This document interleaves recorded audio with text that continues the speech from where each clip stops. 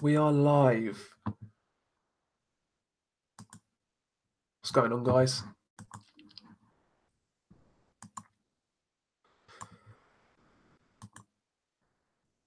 Let's wait for a few people to get in. See what you guys want to ask.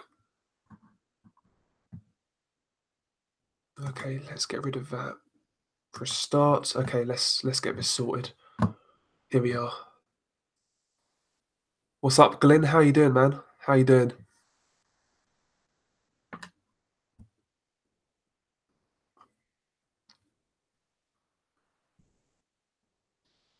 What's up, D? How you doing, man?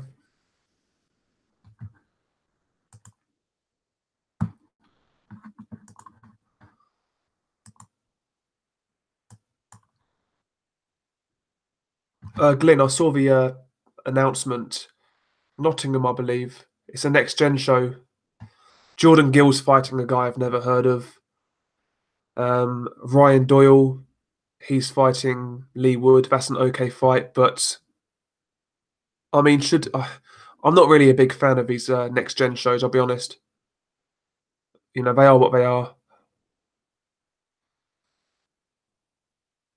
But Lee Wood versus Ryan Doyle. Ryan Doyle's okay for a domestic fight. What's up, Haggy man? How you doing? Yeah, I'm good. I'm good.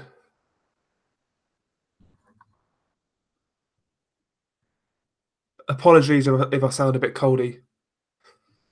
Fucking coming down with something.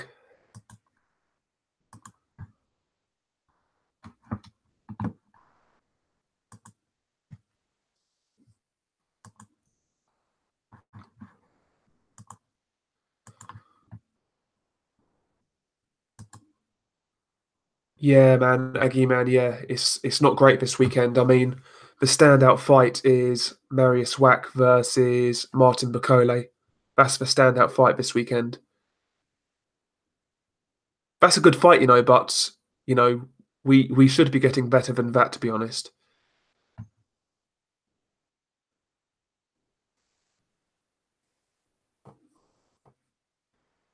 Yeah, no, I agree, D. It's just like I don't know, man. I'm just not really. The early next gen shows were okay when like Buatsi and Dakoli were coming through early on in their careers. They was okay then.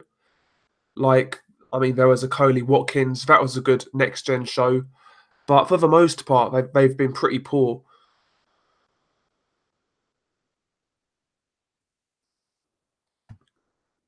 You got 10-1 on Bakole. Was that just to win or by knockout? That's crazy. 10-1. I think Bakole should win.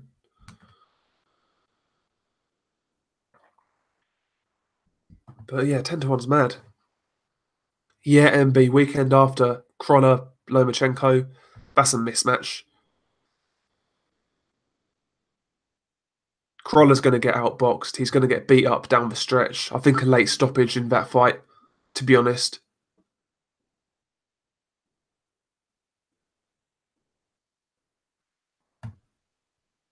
Yeah, Lomachenko's going to piss all over Crawler. If Crawler even gets to the distance, that's a moral victory, as far as I'm concerned. I wouldn't be surprised if that's Crawler's last fight.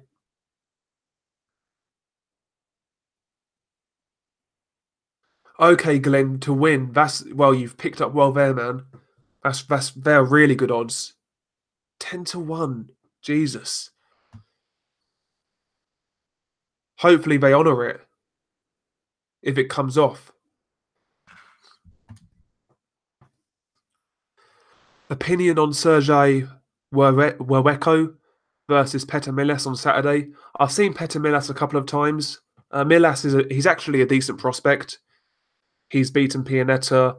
He stopped Kevin Johnson on cuts. Yeah, Milas is a decent prospect. He should win that fight. He was originally supposed to fight somebody else on Saturday. The guy who Tony Yoka fought, the French guy. I think it was Leonette or something. But yeah, Milas is decent. And he's young as well. He's like 22, 23 or something like that.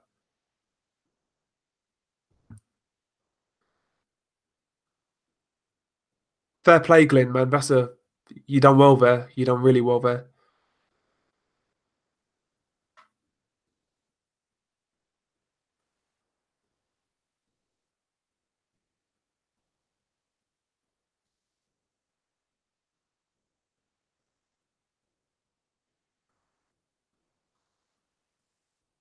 Yeah, D, I know what you mean about these next gen cards. In one sense, these young pros need dates. They need to be active, of course, but I still think a certain standard needs to be met.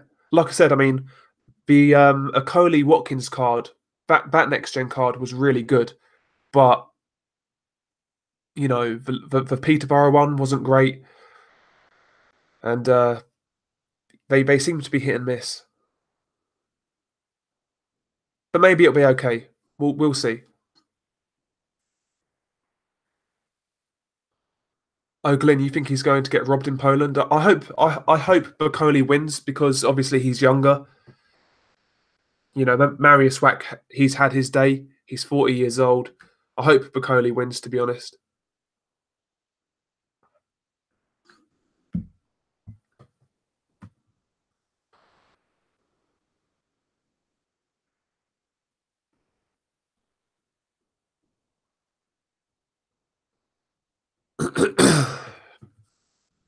Glenn Nash, he thinks Bacoli could stop Wack if Wack stays static and takes shot after shot. Yeah, I could see that. Marius Wack, he's slowing down as well.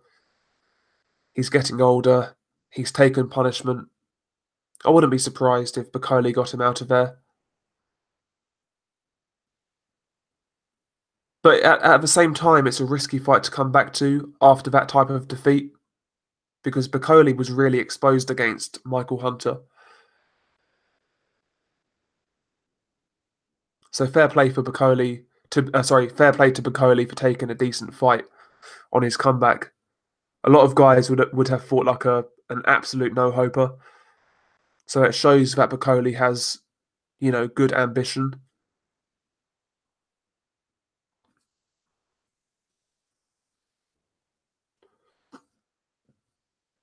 Okay, is Felix Cash going to be on there? MB. Okay, that's okay, depending on his opponent. Yeah, that's what I'm saying, Glenn. The early next gen cards were actually okay. That was quite decent. But yeah, the recent ones, not as good. And a lot of the early next gen cards were on weekdays as well. I enjoyed that. I liked that, to be honest. ABC Death, that Kelly versus Ronovsky fight seems interesting. Undefeated versus undefeated fighter. Yeah, I've never seen the other guy fight either. We'll have to see him. I'll need to get some footage of him, see what he's like.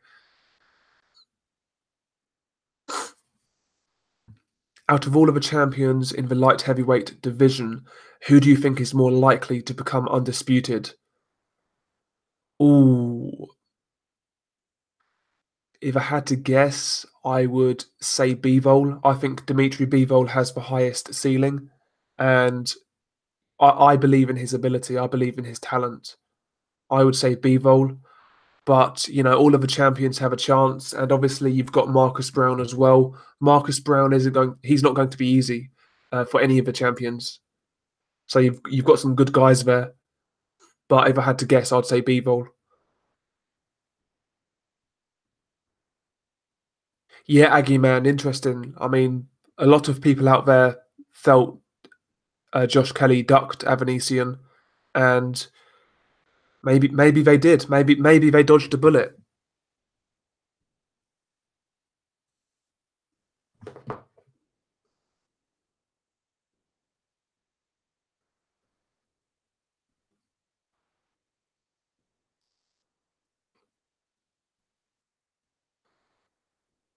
Okay, ABC Def, he thinks Avanesian would have beaten Josh Kelly. I think it's possible. I don't think Josh Kelly's as good as, Matchroom and Sky make out.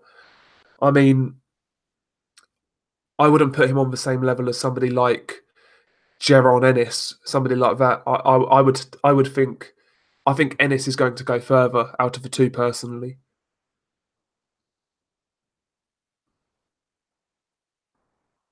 And even guys like Besputin, the Russian guy, I think he's a better prospect than Josh Kelly, to be honest.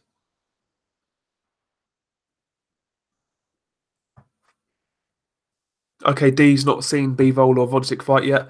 I think it's worth watching Vodzik Stevenson. Really good fight. Obviously, the ending wasn't great, but the fight itself was really, really enjoyable. Apart from the ending, of course.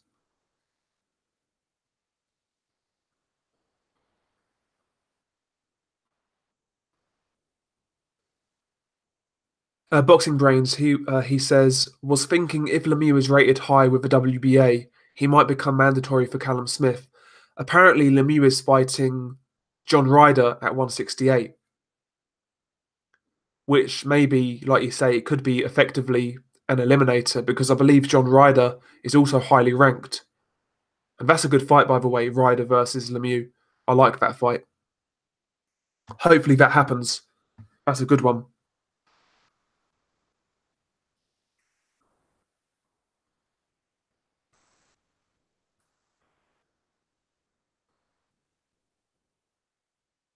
Aobs, he says Bivol is too small. I think Brown has the best chance. I think Brown is kind of underrated by a lot of boxing fans. I think he's got a good shot. I actually think Brown could be Bivol's hardest fight, to be honest, stylistically. Brown, southpaw, tall, long, quick, decent punching power, good on the back foot. If he makes Dimitri Bivol take the lead, I'm not sure how good Bivol is on the front foot. I think Bivol likes it when guys come to him, and guys like Beterbiev, he would come to Bivol, and even Vodzik and Kovalev. I think he could win boxing matches with those guys, but Marcus Brown is really long. He's really fast. Southpaw, like I said, that's a tough fight for Bivol.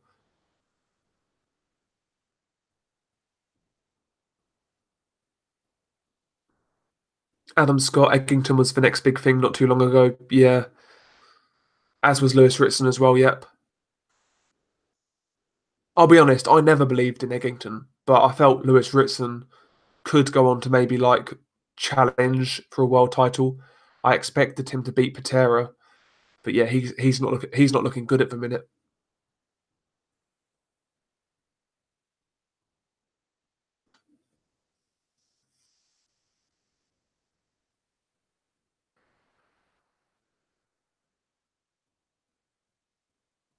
Okay, New Day, he thinks Bivol beats Marcus Brown. I could see it. I think it's a tough fight though. I think it's a really tough fight. Boxing Brains, Callum Smith is going to cherry pick somebody for the AJ undercard. Who you think? I don't know. I'm not sure who Callum Smith is going to fight.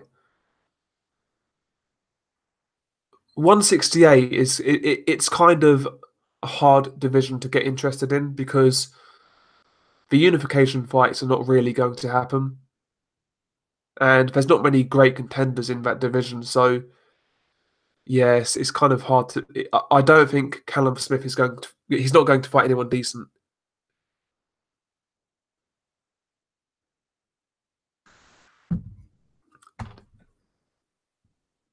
DRB Inui, he says, I think Marcus Brown could be the best light heavyweight. I think he has a real chance against anybody. I really do. He's no mug. He can box.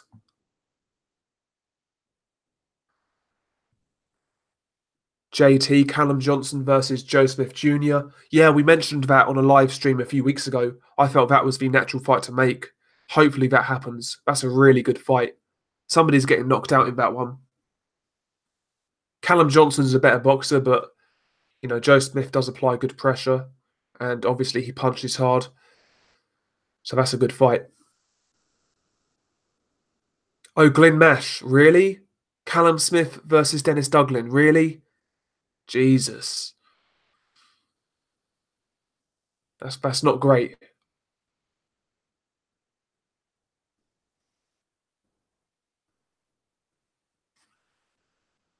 Okay, 54 Trail Swan. Bivol is the only guy at light heavyweight who has who's got a solid chin. Sorry. Yeah, his chin looks quite good actually. That's a good point because obviously Vodsik's been dropped, Kovalev's been knocked out, Beterbiev's been dropped, Marcus Brown's been dropped. Yeah, maybe he does have the best chin, and he's the smallest guy. I've got no doubt about Bivol's durability. I think he's fairly durable, especially considering his size.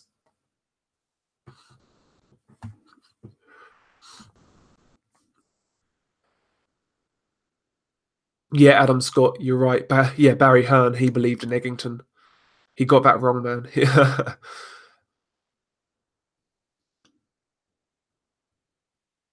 Yeah, Aobs. Marcus Brown comes in very heavy, and yeah, he's a problem for anybody. D says Bivol not really tested though. Yeah, I agree. Bivol needs to fight like one of those elite guys. He's fought like half decent guys like Barrera, Joe Smith Jr., um, Chilemba. These are decent guys, but yeah, you want to see him step up to that next level to see how good this guy really is. I do think he's the real deal, but time will tell. The Quags, how you doing, man? 54 Trail Swan, he's saying Callum Smith is going to fight Sullivan Barrera at light heavyweight or 168. But that would be a good fight.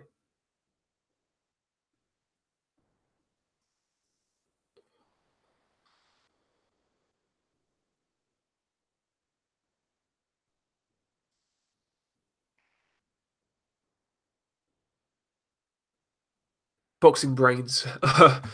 Remember when Larry Olibamiwo was a huge favourite against McDermott? I think 10-1 on McDermott.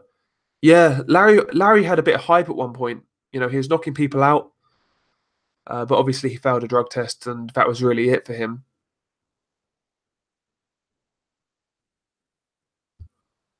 Damn, I've not heard that name for years. Larry Olibamiwo. Jesus.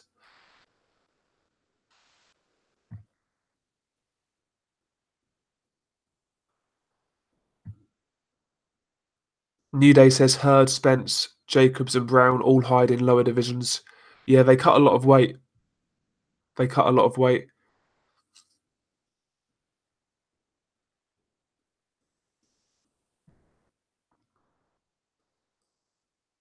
Aobs, he says Smith hurt Bivol multiple times. Beterbiev and Kovalev will hurt him. Maybe. But I felt like, Joe Smith can genuinely punch. He can punch hard. And I felt Bivol, he took those shots fairly well. He never looked like he was going to get knocked out or stopped. He got buzzed a couple of times, but I didn't think he was in any real danger, to be honest.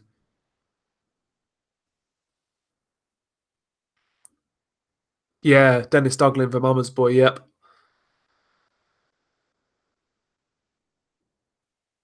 Yeah, Aobs. Smith Jr. versus Johnson, yeah, boxing porn. Really good fight.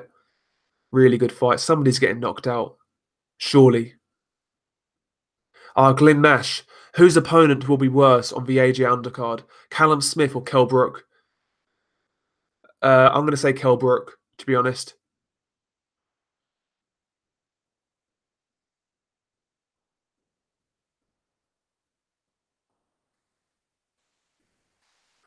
Hopefully it's Bivol versus Brown next. That's a fight to stay up for. Yep, I agree. That's the fight I want to see for Dimitri Bivol, to be honest. Dimitri Bivol versus Marcus Brown. Let's get that on. That's a great fight.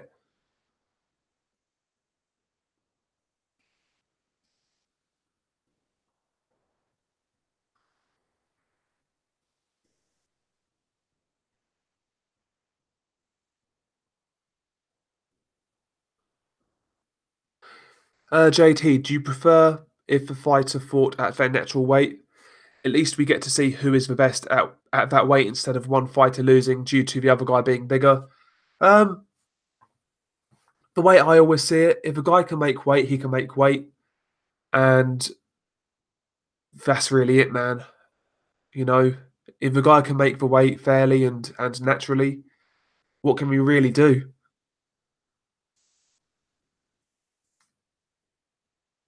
AA Boxing and Blunts, how you doing, man? My favourite active Scottish fighter, Josh Taylor. He's my favourite British fighter, to be honest. Full stop.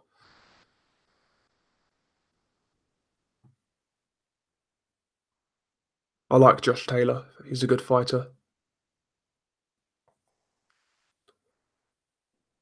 Got a nice style to watch as well. Good body puncher, good up close. You know, good fundamentals, good jab. Just a good fighter to watch. Aggressive.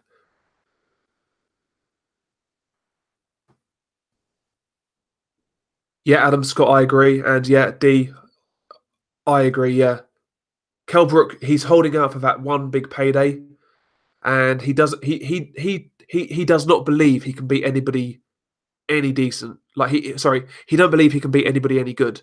To be honest, that's why he's waiting about, not taking any risks, and he's waiting for that like last payday. And he's not going to risk it in the meantime fighting anybody good.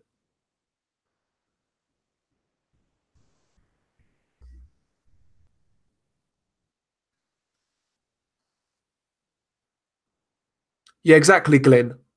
That's what I said at the time though, because like people were moaning about Khan fighting Crawford. I said at the time, listen, Khan could get knocked out. Eddie Hearn, he's still going to try and make that fight with Brook. That's still going to be there for Amir Khan. Kell Brook will always be there for Amir Khan. He can get knocked out by Crawford. It's fine. You know, it is what it is.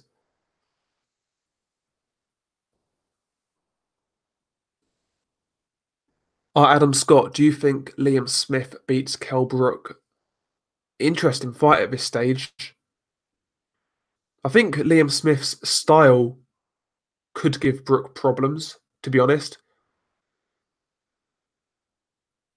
You know, he applies decent pressure. He works the body fairly well. He's good up close. If it's for Kell Brook from the Zarafa fight, then yes, I would say Liam Smith can beat him. But I don't know, man. It's a decent fight. It's a decent fight at this stage. Yep, AA Boxing and Blunts. I said that at the time. People who accused Amir Khan of ducking is crazy. He's fighting a better fighter who's pound for pound for a world title. How's that a duck? Especially when that Kell Brook fight is always going to be there. You know, it's crazy stuff, man. Crazy stuff.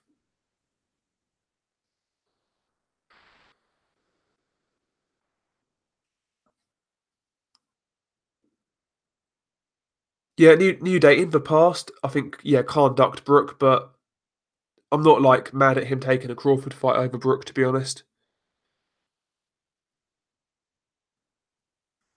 Yeah, yeah, I'm not saying Khan didn't duck Brook in the past, but as of right now, I don't mind that Crawford fight for him, to be honest.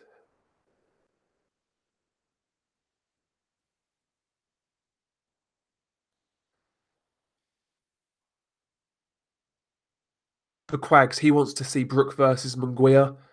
He needs to step out or get out. Yep. Munguia is all wrong for fucking Kell Brook, man. He would dog walk him. He'd walk him down. He'd work that body and beat him up. He would put that pressure on him. And yeah, I think Kell Brook would break, to be honest.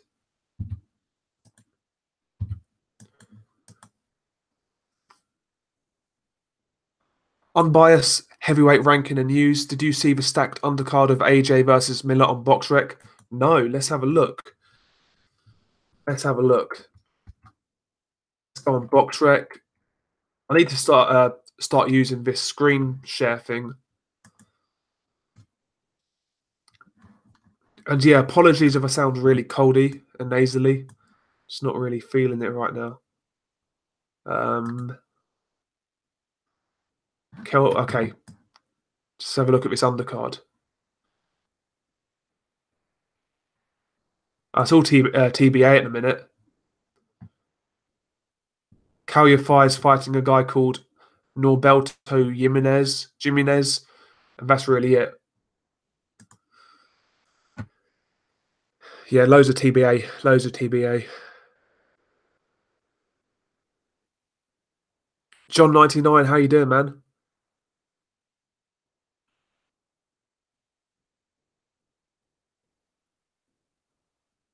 What's up, Cop End? Yeah, unbiased heavyweight rankings and news. If like these guys are matched with good fighters, it could be a stacked undercard. But they need to be in with good opponents.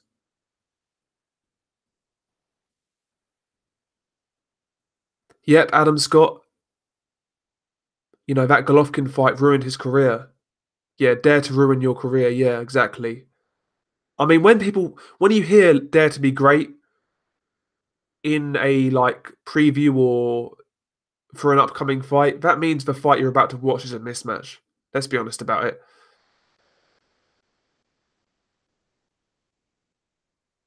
Like Kell Brook versus Golovkin and Mikey Garcia versus Errol Spence. Oh, let's dare to be great.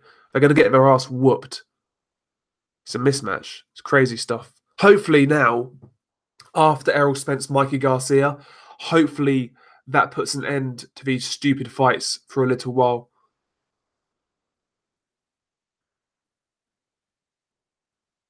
John99, do you think Khan has a chance of beating Crawford? No, I don't, to be honest with you. I think he could start well. His speed could give Crawford some problems early on, but eventually Crawford is going to get his timing down. He's going to catch Khan, and yeah, that'll be it.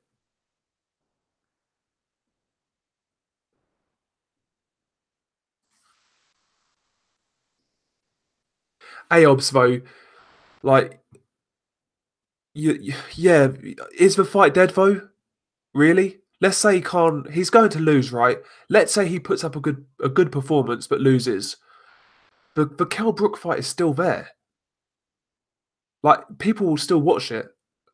I've not been interested in it for years, I'll be honest, but like others will still watch it.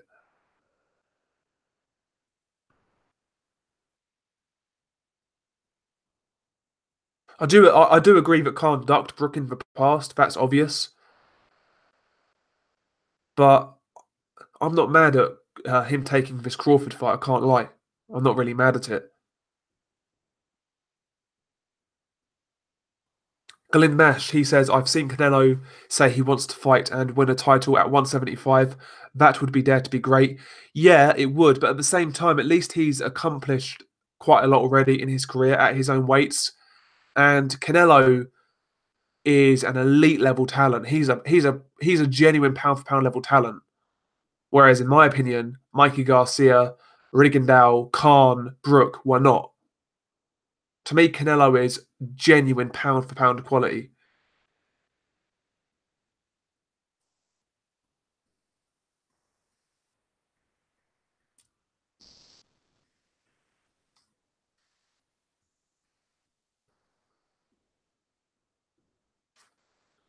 Copendo 9, have you guys spoken about Paulie Malignaggi's bitch slap? I'm not going to lie, I'm actually intrigued by this bare knuckle boxing. Paulie can't afford to lose after all the trash he's been talking for 2 years. Yeah, if Paulie loses to Artem Lobov in a bare knuckle fight, he's going to get clowned. He's going to get clowned hard by those McGregor fans. He really is. And yeah, Paulie came across as a fucking bitch when he slapped Artem. Little girly little slap. If you're going to slap him, fucking give him a backhand. But yeah, I wouldn't be surprised if Artem Lobov beats Paulie Malignaggi in bare knuckle because it's not the same sport as boxing.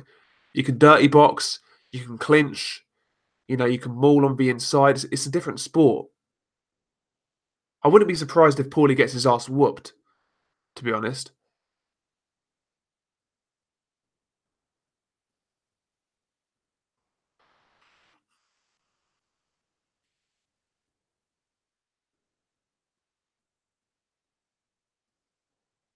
Yeah, New Day, I agree. I'm not a fan of Paulie Malignaggi, to be honest. I'm team boxing all the way, but like Paulie is just he needs to let go of that McGregor thing, to be honest. He needs to let it go.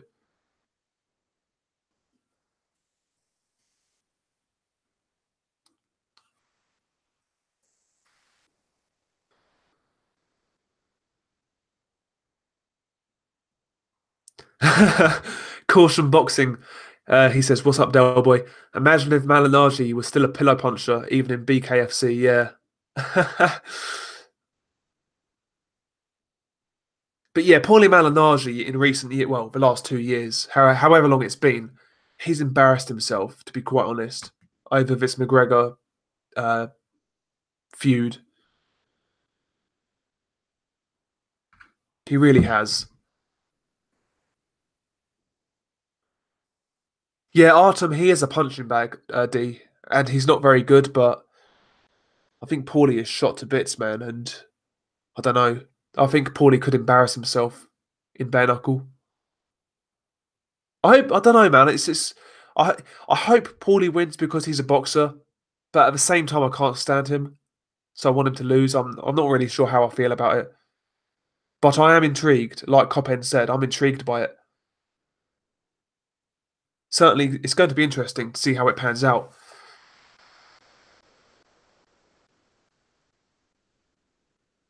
Yeah, JT. Yep. Funny how Belly said he's going. Yeah, he's going dark when he retires. But now we find him on Sky Sports commentating. Yeah, he's on TV now more than he was when he was a pro. For Christ's sake. Yeah, Tony Bellew just likes to chat shit.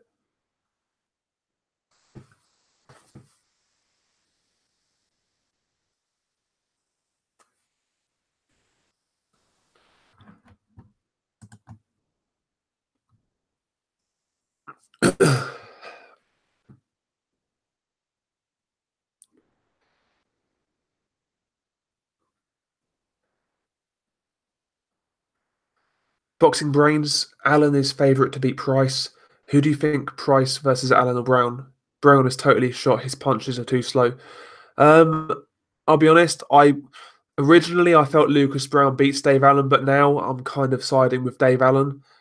After seeing that Sokolovsky fight, Brown looked terrible, to be honest. And yeah, he might be shot like you said. So I think Allen beats Brown, and I think Allen probably beats Price, to be honest. But I'm not really sure. I might change my mind.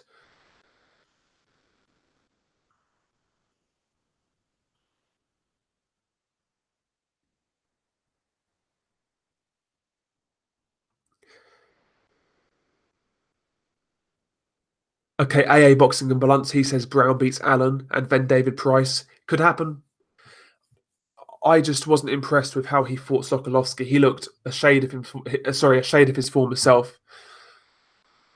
And obviously Brown wasn't great in the meantime, but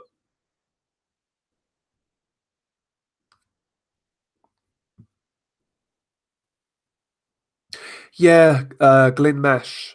I'll be honest, I'm not quite as excited by Brown as a lot of people are. To be honest, McGregor's in the chat. In the chat, what did he say? Uh, Calify versus Norberto Jimenez. Not really interested, to be honest, mate.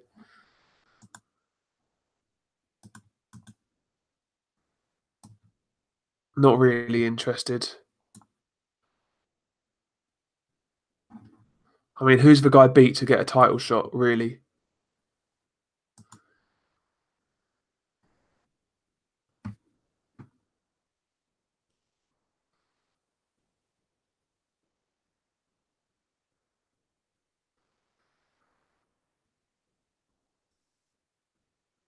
Could Ryan Garcia beat Tevin Farmer? He's a hype job prospect, but honestly, Farmer lacks power. Yeah, I'm not high on Tevin Farmer, if I'm being honest. I think he's a decent fighter, but his lack of power, yeah, it could kind of hinder him. And defensively, I think he looks a lot better than he actually is. Go back and watch that John O'Carroll fight. John O'Carroll was actually landing quite a lot of shots. I think Ryan Garcia could beat him. I'll be honest.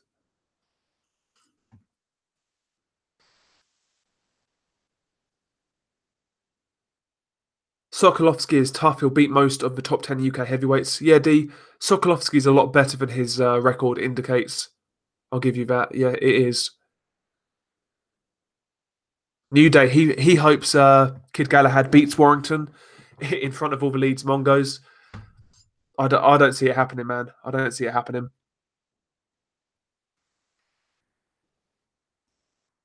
Okay, Vargas versus Kameda. Is that all happening?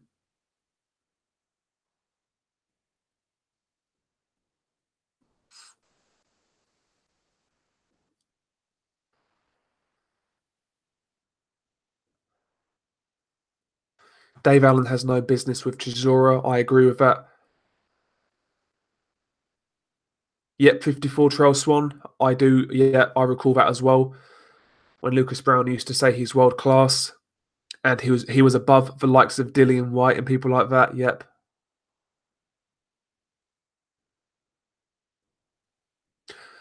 Boxing Brains. Dwyer picked Lucas Brown to beat Dillian White. We can laugh now, but I kid you not, at the time, a lot of people were picking Lucas Brown. I'm not lying. I saw a lot of people on Twitter pick Lucas Brown.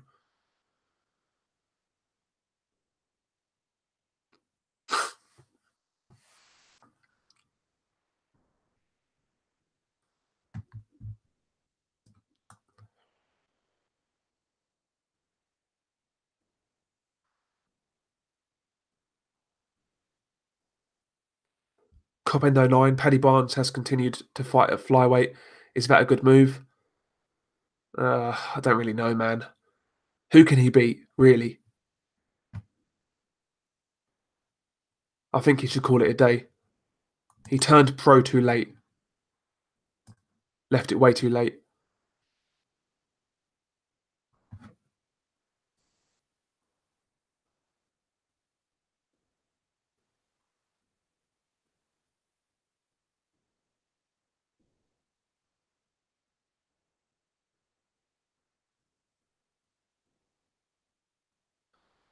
Yeah, New Day, that's what I'm saying. When's Barnes going to take his beating from Sonny Edwards? I don't think he's ever going to fight Sonny Edwards. He knows what happens in that fight. He knows what happens. Devin Haney facing undefeated Russian Zar Abdulev next, ranked 10 in the division, and a title shot after that. Okay. I like Devin Haney. I think he's a good prospect. Not the biggest puncher, but a good prospect nonetheless. I like his mindset. I like his attitude. I like the way he works the body. Good combinations. He can defend himself. Good jab. You know, Devin Haney's decent. I like Devin Haney.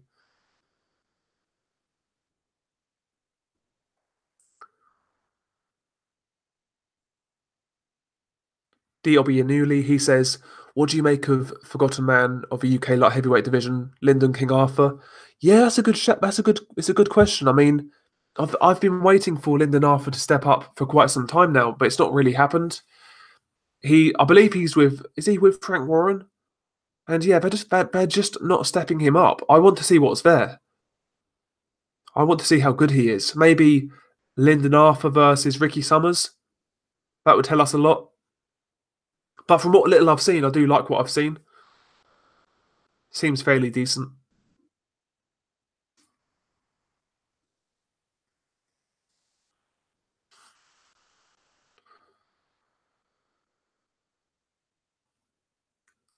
Caution boxing. Dwyer also picked Garcia to beat Spence, really? Damn.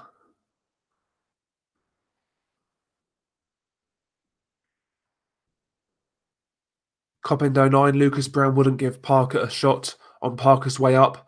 Now he's begging Parker for the fight. Yep. Funny how boxing works.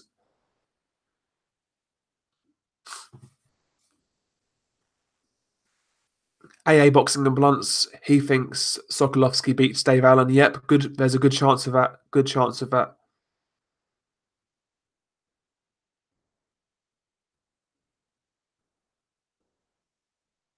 Unbiased heavyweight rankings and news. Marius Wack or Bakole, who wins? I am picking Bakole. Tentatively, I'm picking Bakole. Not confident, but I think he should do the job.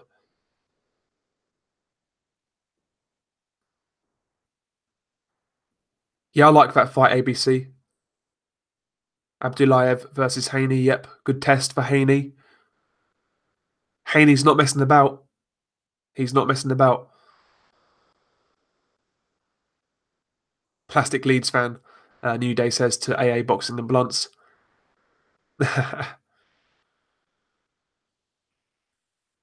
Glyn Mash. Why would anybody want a drug cheat to beat a good, honest fighter like Josh Warrington is beyond me. I prefer Warrington, I can't lie.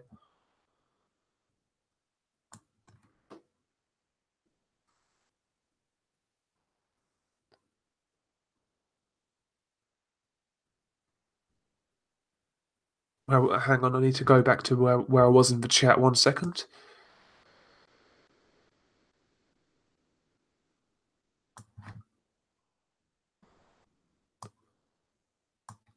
Okay, where were we?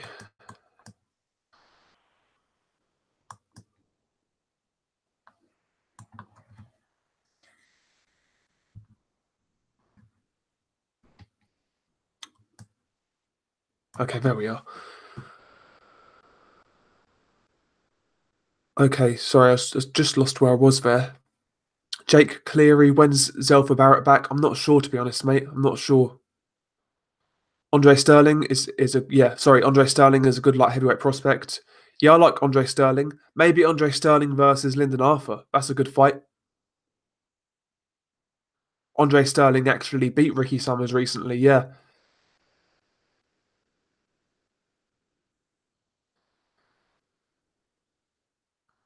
Guilty Simpson, Dell, who do you think the best American fighter is under 25 years old? Oh, that's a very good question. I would say Shakur Stevenson. I think his ceiling is highest. I really do. I've been encouraged by his development so far. I think he's really making progress. He's got the ability to fight in a few different weight classes. So I would say Shakur Stevenson, personally.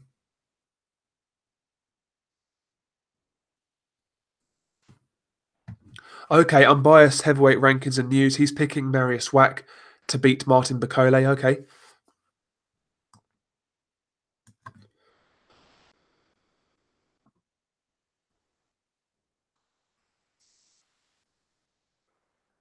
Copindo 9, he's still waiting for official Hunter and Usyk fight news. Yes, dragging on. Dragging on.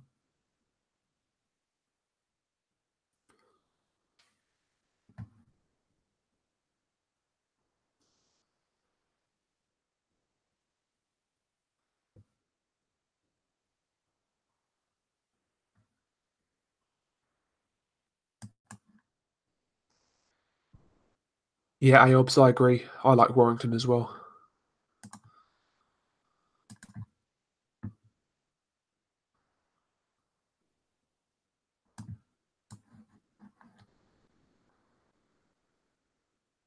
Space Raider Warrington, yep.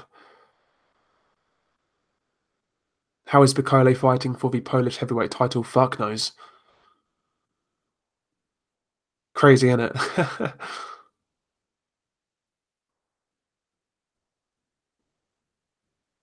Does the Bakole fight have a UK TV network? Not from what I can see, Copendo 9.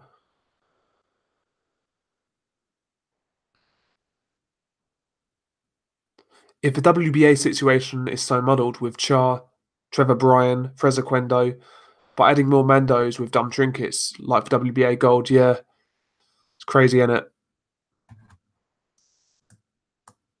WBA right now they're looking foolish, to be honest.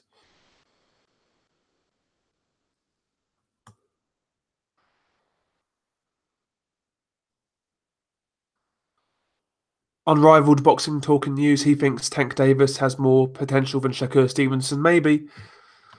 I see flaws in Tank. I see Broner 2.0. Look at that back leg from Tank Davis. He drags that.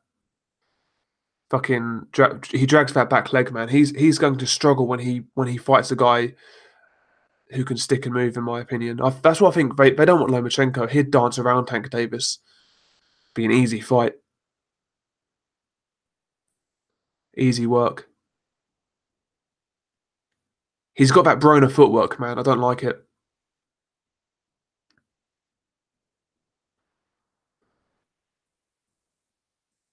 What's up, Boundless Boxing Talk?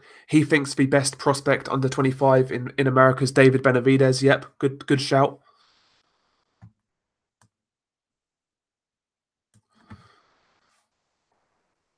Bacoli, yeah, Bacoli's the Scottish Congolese Pole. Yeah,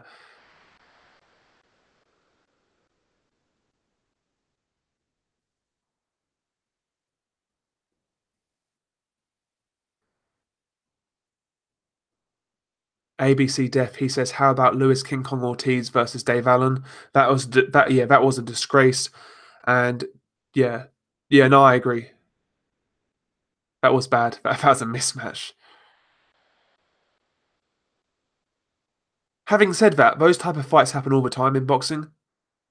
Most of the time, it's just not like talked about. I mean, look at the fight Lewis Ortiz had before he fought Wilder. Was it Daniel Marst? He's even worse than Dave Allen.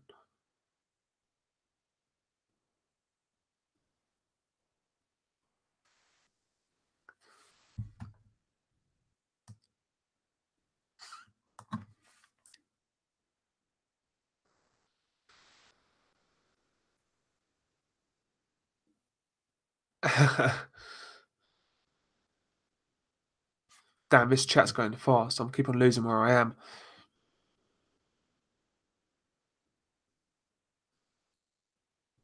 JT, if Pacquiao versus Furman happens and Spence versus Porter happens, does it mean it's going to be free on ITV at 5 a.m.? Hopefully. I mean, Mikey versus Spence was free. So was Pacquiao, Broner. That was free as well. Hopefully.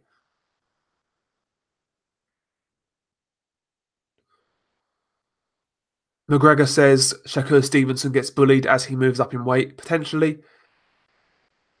But skill for skill, I think he's a better technician than Tank Davis.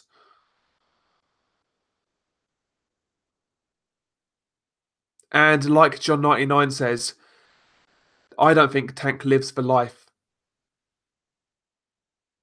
He's not about it like Shakur Stevenson. He's not. When do you see Shakur Stevenson out of shape and fat? Never happens.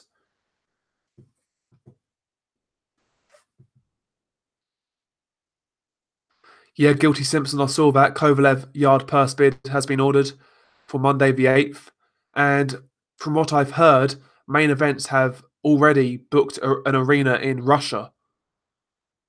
So time will tell. Talk's clicking. So Boundless Boxing Talk, he reckons Shakur Stevenson will get KO'd by the bigger guys.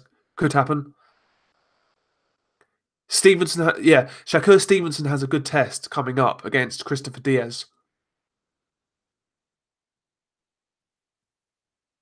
Glenn Nash, he's not a fan of Billy Nelson.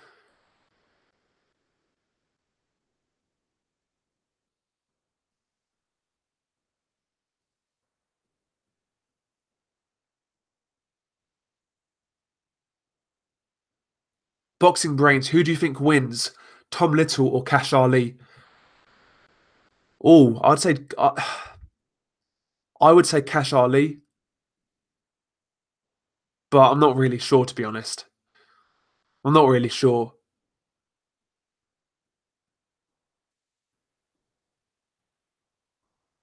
Yeah, Guilty Simpson, I saw that. 47-year-old Lalenga Mock, his final fight is going to be in May. He fought his first pro fight in 1991. I wasn't even born then. Jesus. That's mad. Yeah, yeah, Jaron Ennis, really good prospect. I rate him highly. McGregor's a big fan of him as well in the chat.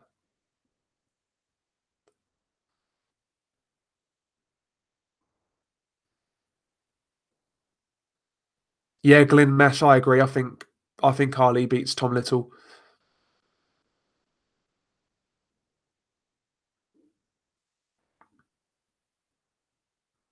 Yeah, Aobs, imagine Anthony Yard having to go to Russia. Not going to happen. I'm sure if Tunde tells the Russians about Anthony Yard's Adidas deal, that'll be fine. We'll see. We'll see. McGregor's not having it. He reckons Christopher Diaz is a shit test for Shakur. I disagree.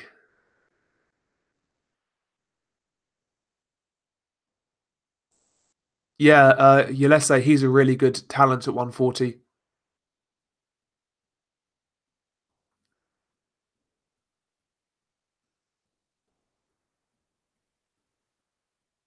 Yeah, Glenn Mesh, you're right. Tom Little has no power whatsoever. He's a good journeyman, but that's really it.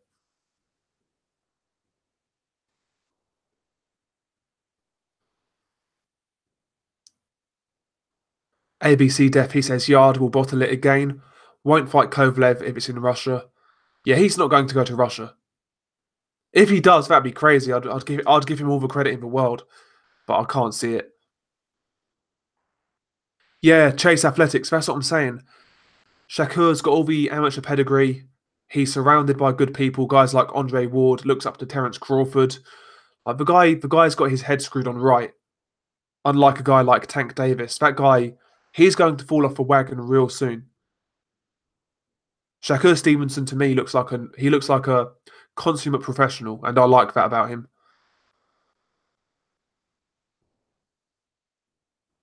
Yeah, Billy Nelson, Cobendo9, he says Billy Nelson is the trainer equivalent of Fowler, always on Twitter calling out fans, saying that they don't know shit about boxing. Yeah, the guy's he's a bit of a melt, to be honest.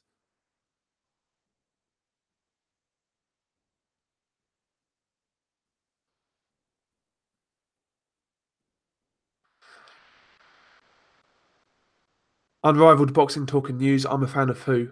Jaron Ennis. ABC Def. He was born 11 years after Mock's debut. Fucking hell. I was only born 3 years after his debut, so there we go.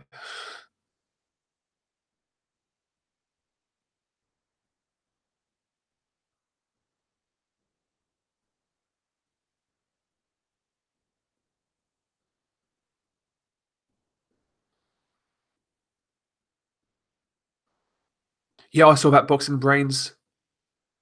Gary Cornish. He had to retire because of I believe it was a brain scan. Something adverse came back, and yeah, he decided to call it a day. He was advised to call it a day.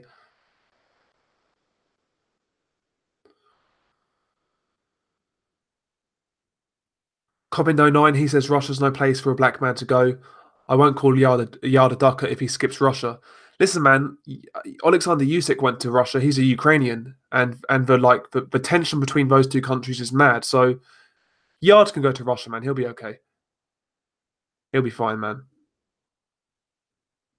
If he knocks Kovalev out, he needs to get out of that arena though ASAP. Just get out.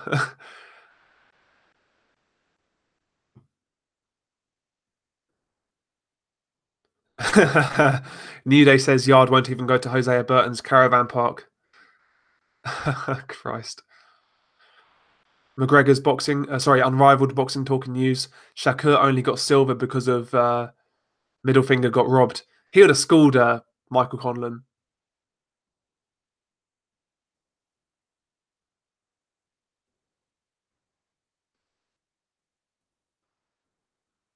Okay, was Shakur arrested? Damn, I never saw that. I've been singing this guy's praises for like the longest. Now he's getting himself arrested. Now, he'll be fine, man. He'll be fine.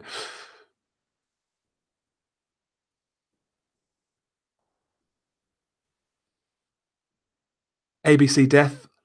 Campbell versus seems a nice card or a nice fight. Is that official or just an idea? Yeah, I like the idea. Luke Campbell versus Richard Comey. Yep, I like the idea. Yeah, exactly, Aobs. Deontay Wilder, he was going to go to Russia. Chilemba went to Russia to fight Kovalev.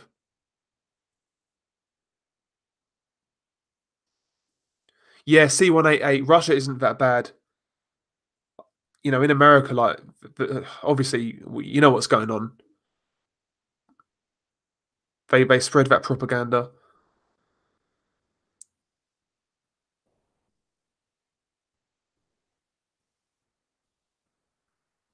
Exactly, Aobs. The fact that Usyk went to Russia and he dealt with it, that just yeah.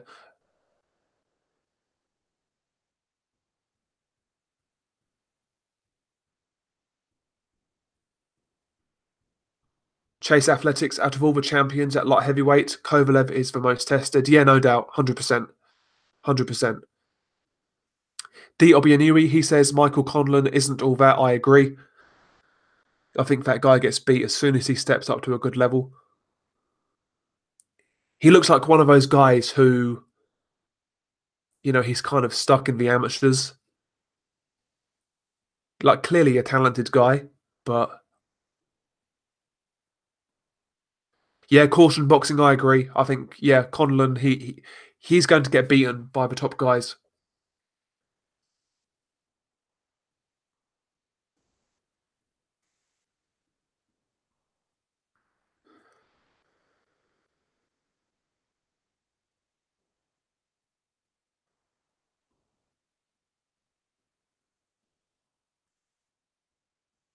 Glenn Nash, Billy Nelson stole money from Lewis Ritson and used to lock him up in a house and not let him out. Really? I heard about the money. I heard Lewis Ritson kind of allude to that, but like, that's crazy.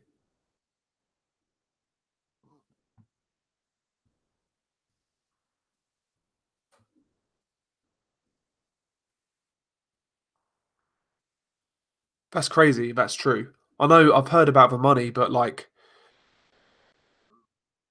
the second part's crazy.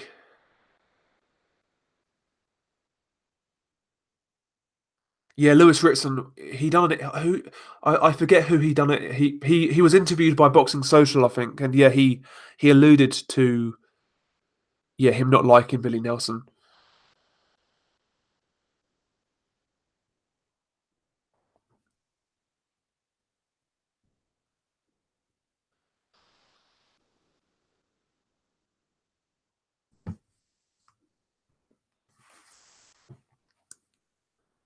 Okay, C188. I actually think it's better for Yard to go to cruiserweight. Light heavyweight is full of killers. Yeah, light heavyweight's tough, but so is cruiserweight though. Like cruiserweight's not easy. And is Yard big enough for cruiserweight? Some of those guys at cruiserweight are massive.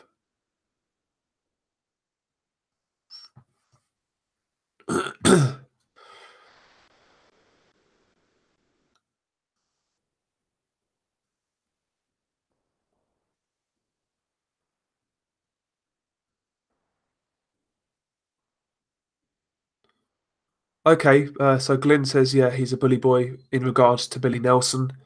And Lewis Ritson had a tough time under Nelson. Ritson's a genuinely nice lad, had an effect on him for a while. Yeah, Ritson does come across well, I'll be honest. He does come across well.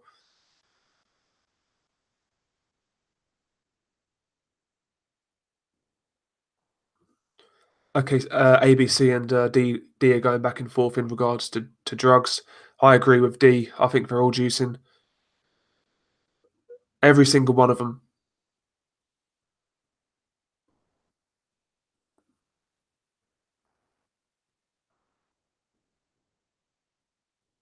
John 99, he says I think Yard might have stamina issues with all the muscle he carries. Maybe that's why Tunde and his team haven't like stepped him up. Yeah, you could be right. You could be right. I've suspected that as well. I've suspected either a bad gas tank or a bad chin, but it does it how it comes across. It just seems like Team Yard are hiding something. That's how it always comes across to me.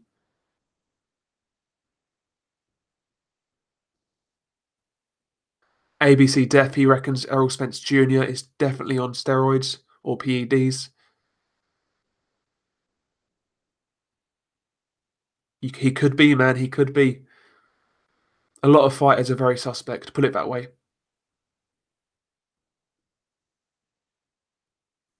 Aobs, he doesn't think Wilder's juicing. If he is, he needs to fire his chemist. There's loads of the thing is, there's loads of different like PEDs. Some may not necessarily make you look any different, but they could like improve certain aspects, like maybe your stamina, maybe your reactions. You know, there's more than just like pure steroids. And I've been suspicious of Wilder, just like I have Joshua Fury. But and the thing I kind of, in regards to Wilder, I was always kind of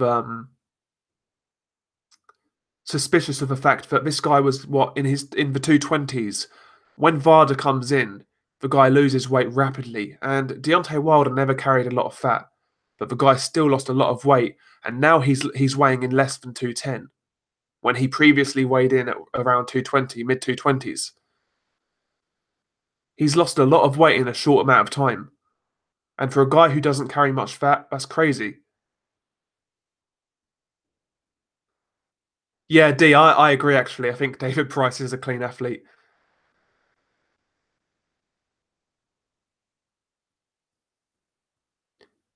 If David Price is juicing, then yeah, he needs a refund ASAP.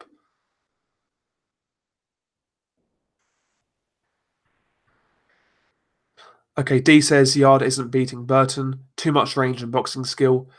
I think Yard would get to Burton eventually, but I think Burton might make Yard look bad early on. Because Burton, yeah, like you say, he's rangy, he's tall, he's long, he's awkward, and he can punch a bit. I think he could make Yard look a bit dodgy early on, but eventually I think he'd get to Burton, to be honest. But I do think it would be competitive for a while. Caution boxing, what do you make of David Lemieux fighting John Ryder on the Canelo Jacobs undercard? Good fight, good style clash, good fight for both at the stage of their careers they're at. I would make David Lemieux a favourite, to be honest, but John Ryder has a chance.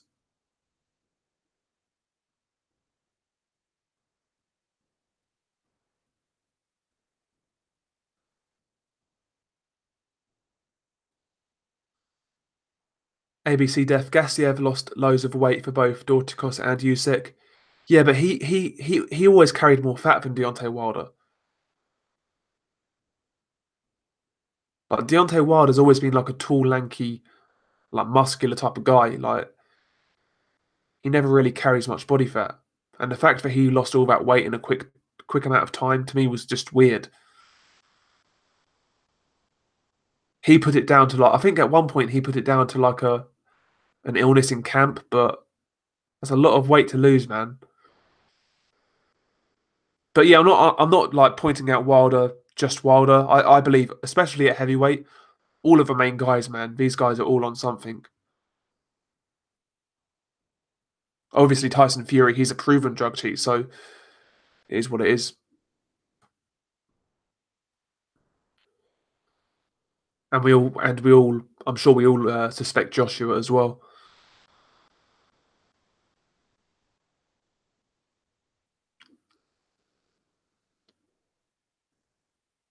Adam Scott, he said Yard would have beaten Hosea Burton, and the money was good as well, but it would have potentially led to more calls to fight other British fighters. Yep. ABC Def, Canelo versus Jacobs hasn't had one announcement. One announcement in regards to the undercard. Yeah, you're right.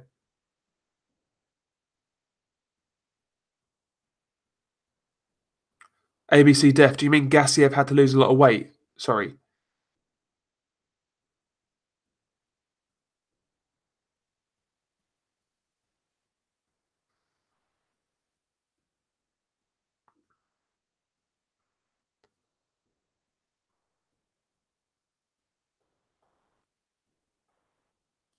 Okay, so Glenn Nash, he says Billy Nelson gets them in his house in Scotland and takes rent out of their purses, leaves the poor fighters in debt.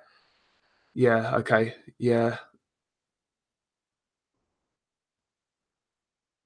He told Ritson the house was next to the gym and it was 45 minutes away.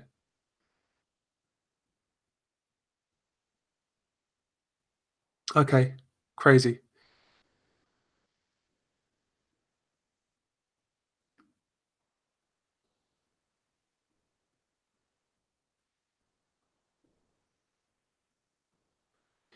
Yeah, Billy Nelson doesn't come across well on social media, at least, anyway. I've not had any interactions with him really, but I know what you mean. He doesn't come across that well.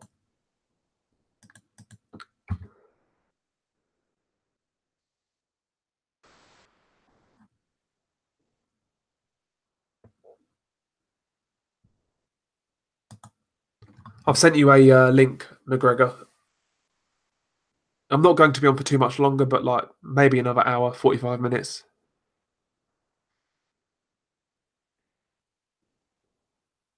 Okay, ABC, I'll get it. Sorry.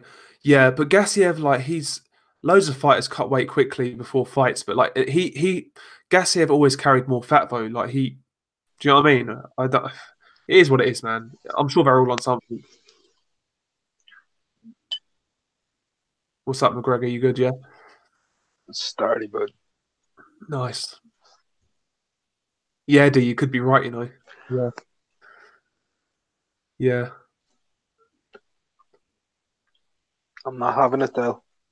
What you not having? Gone. I'm not having you hyping up Shakur Stevenson like that. I'm not fucking having it, man. Time will tell. Time will reveal all.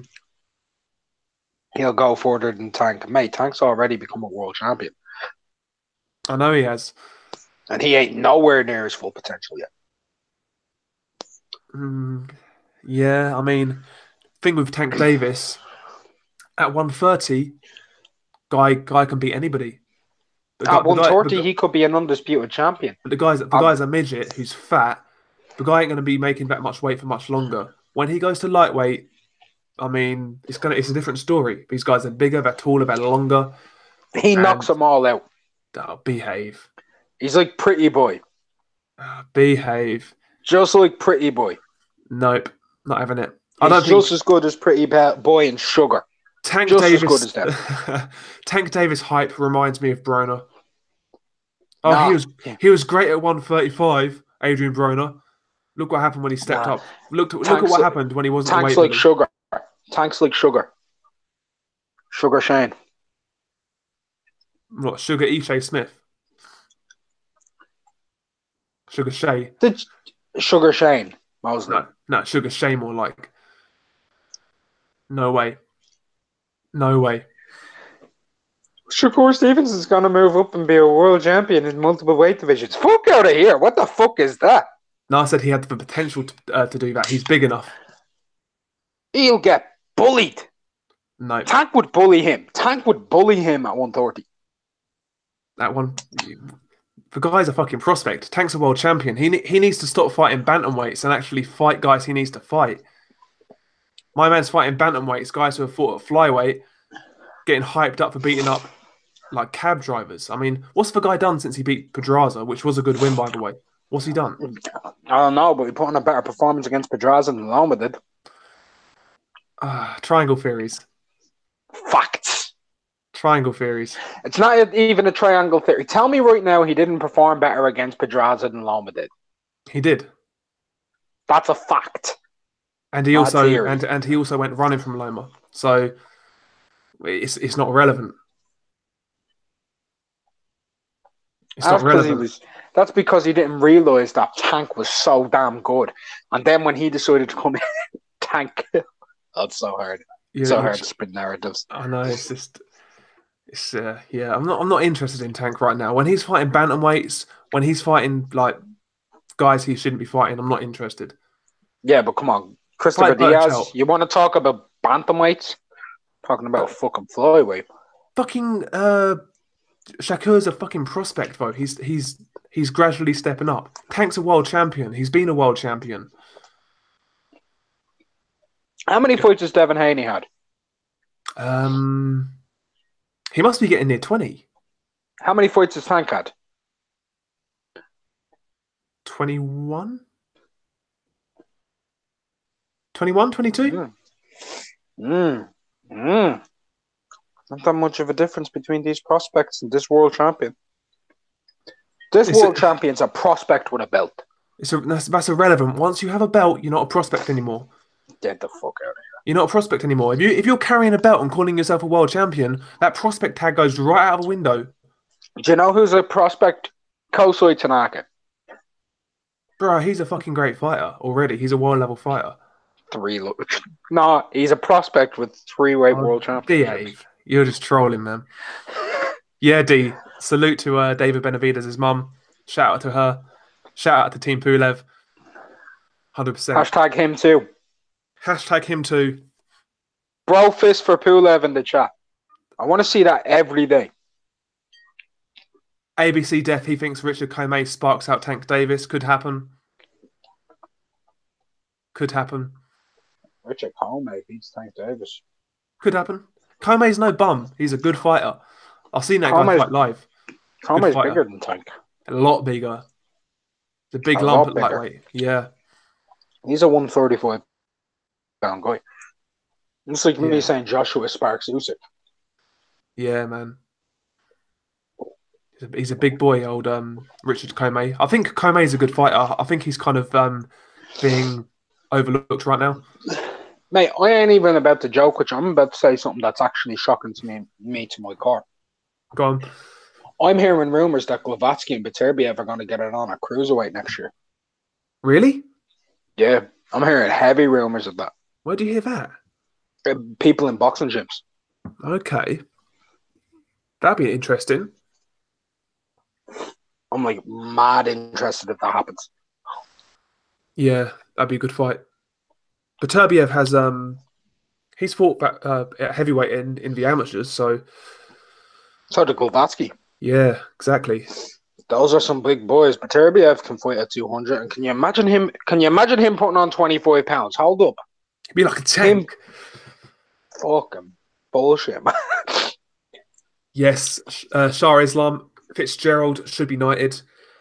He's the man of the moment, man. He's the man of the moment.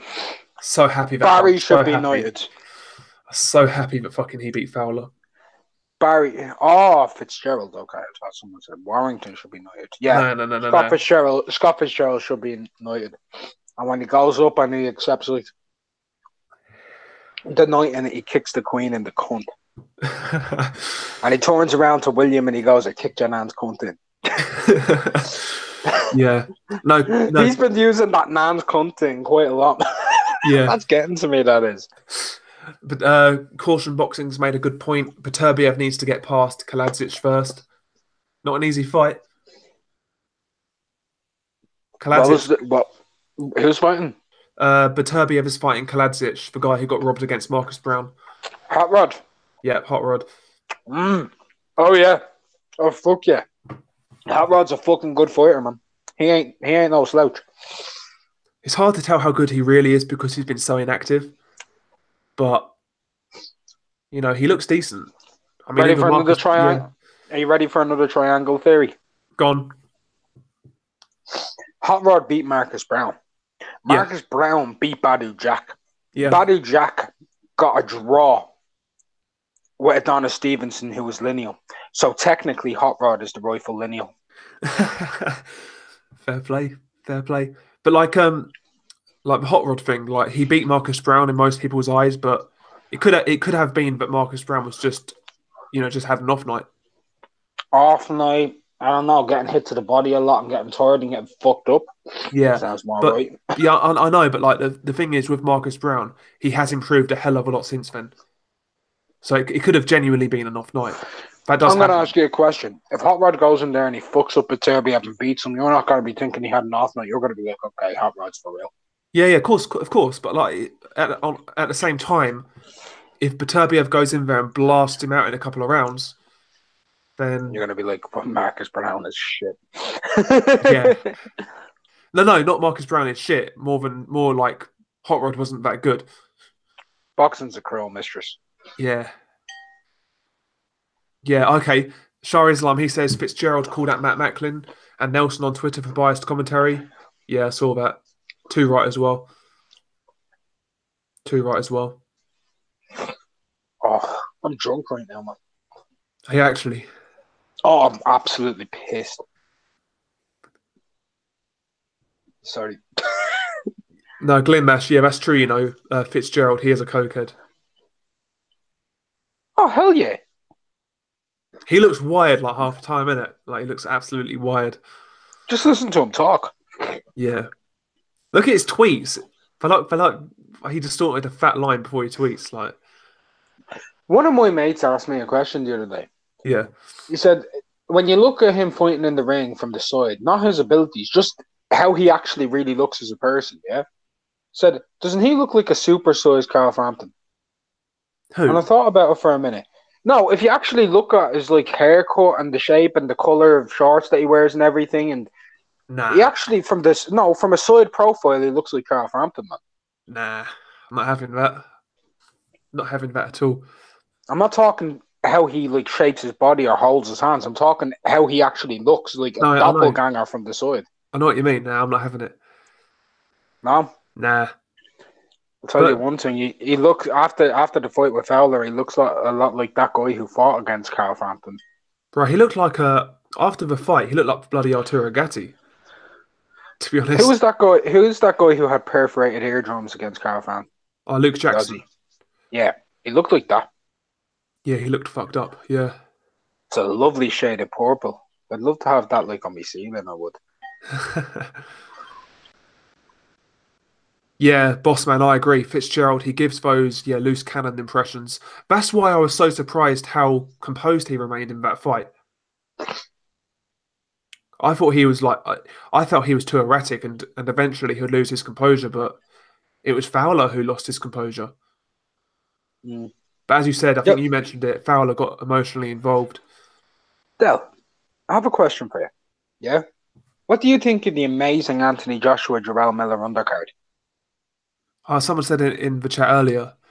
I mean, the amazing one. I'm just quoting somebody else here. Apparently, it's an amazing card. You've got Miller Joshua, right? You've got Jimenez and Yafoi, and then you have Smith, Buatsi, Kelly. TBA. Yeah. Listen, if they're fighting guys who are good, it could be decent, but you can't tell. Hey mate, look, if it's Callum Smith against Caleb fucking Plant. Yeah, exactly. And Buatsi fights Hosea Borton and Josh Kelly fights Jerron Ennis. It could be the best card I've ever seen. But it's not. Buatsi, I think Buatsi is going to fight an American. I'd like to see him fight Anthony Sims Jr. Do you know that? Ooh, good fight. Very good fight. There you go, lads. And he's selling Sims Jr. to the dogs. Yeah, I agree. The Usyk and Fitzgerald wins, yeah, they were very satisfying. I enjoyed both tremendously. You're both very cruel, man. Nah, you enjoyed the Fowler one. It's because I won a lot of money on it. And because Fowler's a cunt. Yeah, exactly. Nobody likes him, man. Even liver Scousers are turning on him now. Yep.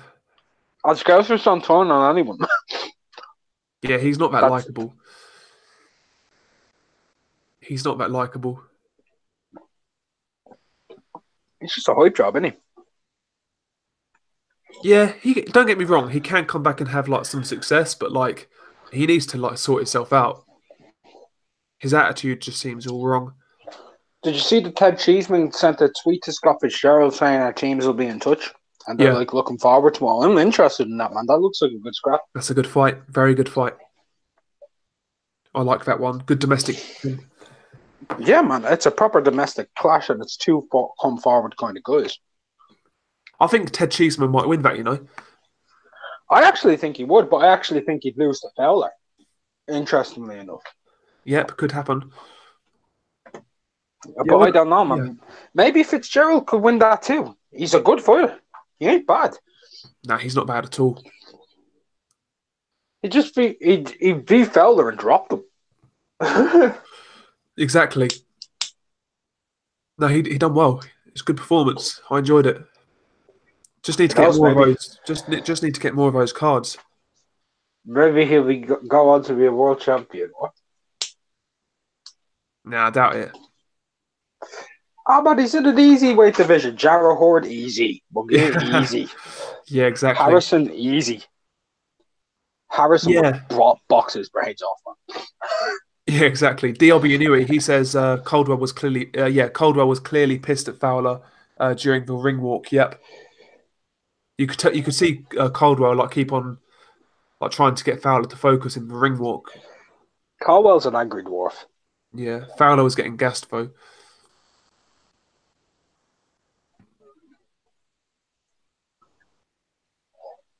So I heard that you're leaning more towards Dave Allen now. Yeah, I've kind of changed my mind. You starting to listen to me a little bit, are you? I just think both first and foremost, yeah, Dave Allen isn't good, but Lucas Brown, man, he wasn't great to begin with, but I think he's shot to bits. He was terrible. If this was Lucas Brown 4 years ago, we'd murk Dave Allen. Yeah, yeah, I agree. But that's what I was saying. Like Lucas Brown back in the day wasn't great, but he was levels above Dave Allen. Yeah, he was Fridge World.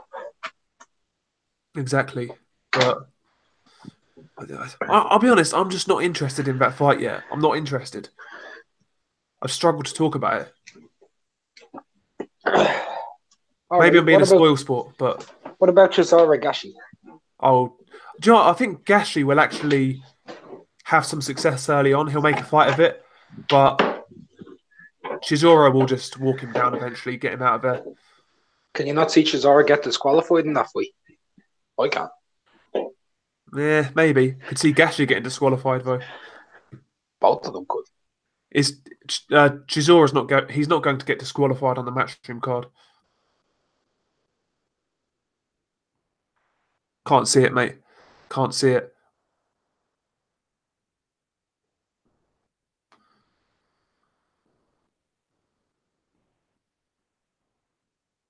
Sorry, where's I was looking in the chat.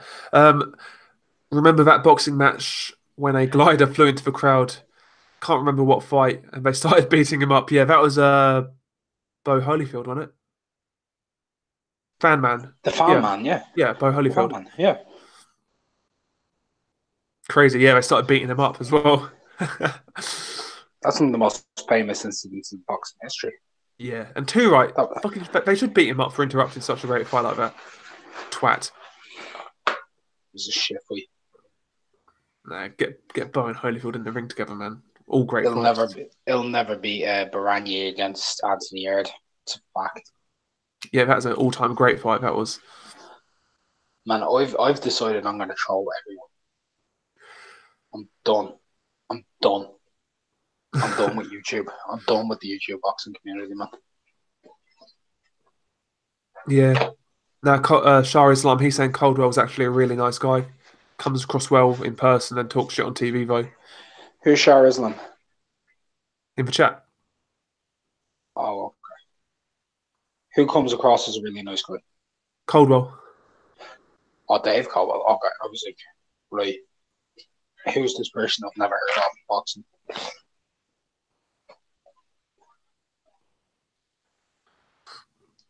Yeah, no, D, I agree. Like, I'm just not interested in that card, that London card. Alan Brown, Chisora Gashi. Cracking card. Just not interested. Maybe I'll be interested at the time, but like now, I'll be honest, I couldn't give a fuck. Cracking card. Not interested. Cracking card. Yeah, Aobs McGregor's had a few by sounds of it. He's had a few. Alan Brown is better than TJ Dehaney and Danny Roman.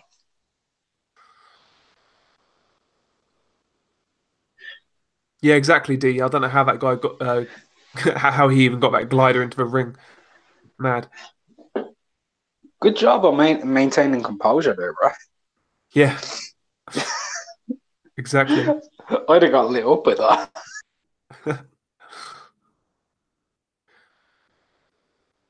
DLB Anuli, he says he wants to see Dave Allen win. I'll be honest, I'm going to be completely honest. Part of me wants to see Dave Allen get chinned for some reason. controversial opinion, but maybe if he beats Lucas Brown, he'll then start taking boxing seriously. But I don't know. I don't know. I kind of want to see him get knocked out. Not because I'm a big fan of Lucas Brown, but yeah, like Shah says, he's just annoying Dave Allen at this point. No, he isn't. Yeah, he is, man. He's a man's man. Nah. He just if he takes boxing seriously, fair enough, man. But like, I don't know. I'm just not interested. I'm tired of it, man. Tired of it. It's hard for me to even talk about him. We need to build Dave Allen.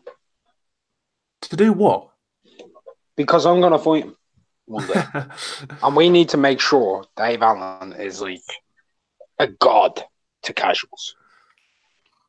He'll be done soon. They're talking about Chisora Dave Allen after this fight. If Dave Allen beats Lucas Brown. Time to sip on some Echo Falls. I hope that happens just to see Dave Allen lose. Exactly, Shah. It's like, how many different excuses does Dave Allen have? Oh, I didn't train. Oh, short notice. Blah, blah, blah. Like, come on, man. Short notice, so I wasn't able to train. Yeah. But like you said, he's a lad from Doncaster, from a small mining village of only 1,000 people. People are giving him stick because he's headlining the O2. People should be happy for him. He's achieving something that you never thought he'd ever do. Yeah. Whether it's on merit or not, you can only say well done to the lads. Yes, fair enough. Like, but I'm not at the same time. It's a good achievement, obviously. Nobody expected that from Dave Allen, but at the same time, let's not pretend it's a great fight. Let's not pretend he's there because of merit. You know what I mean? What if I were to tell you, I think Dave Allen and Lucas Brown's a more competitive fight than Brazil Wilder? Well, it is, but like, you get there's competitive fights at every level, like York Hall and Leisure Centres. Yeah. I mean, Deontay Wilder is the WBC heavyweight champion. Yeah. Against a former title challenger. I mean, I'd rather watch Deontay Wilder versus Dominic Breazeale, to be honest.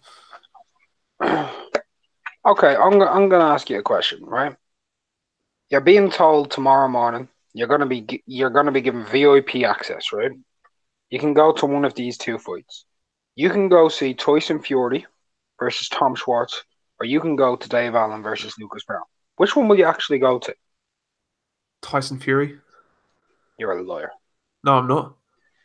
There's no way you'd go to that fight. Just to go to America, yeah.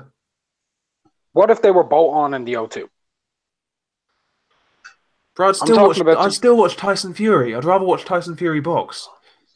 What?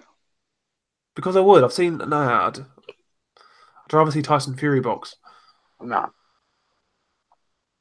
To be quite honest.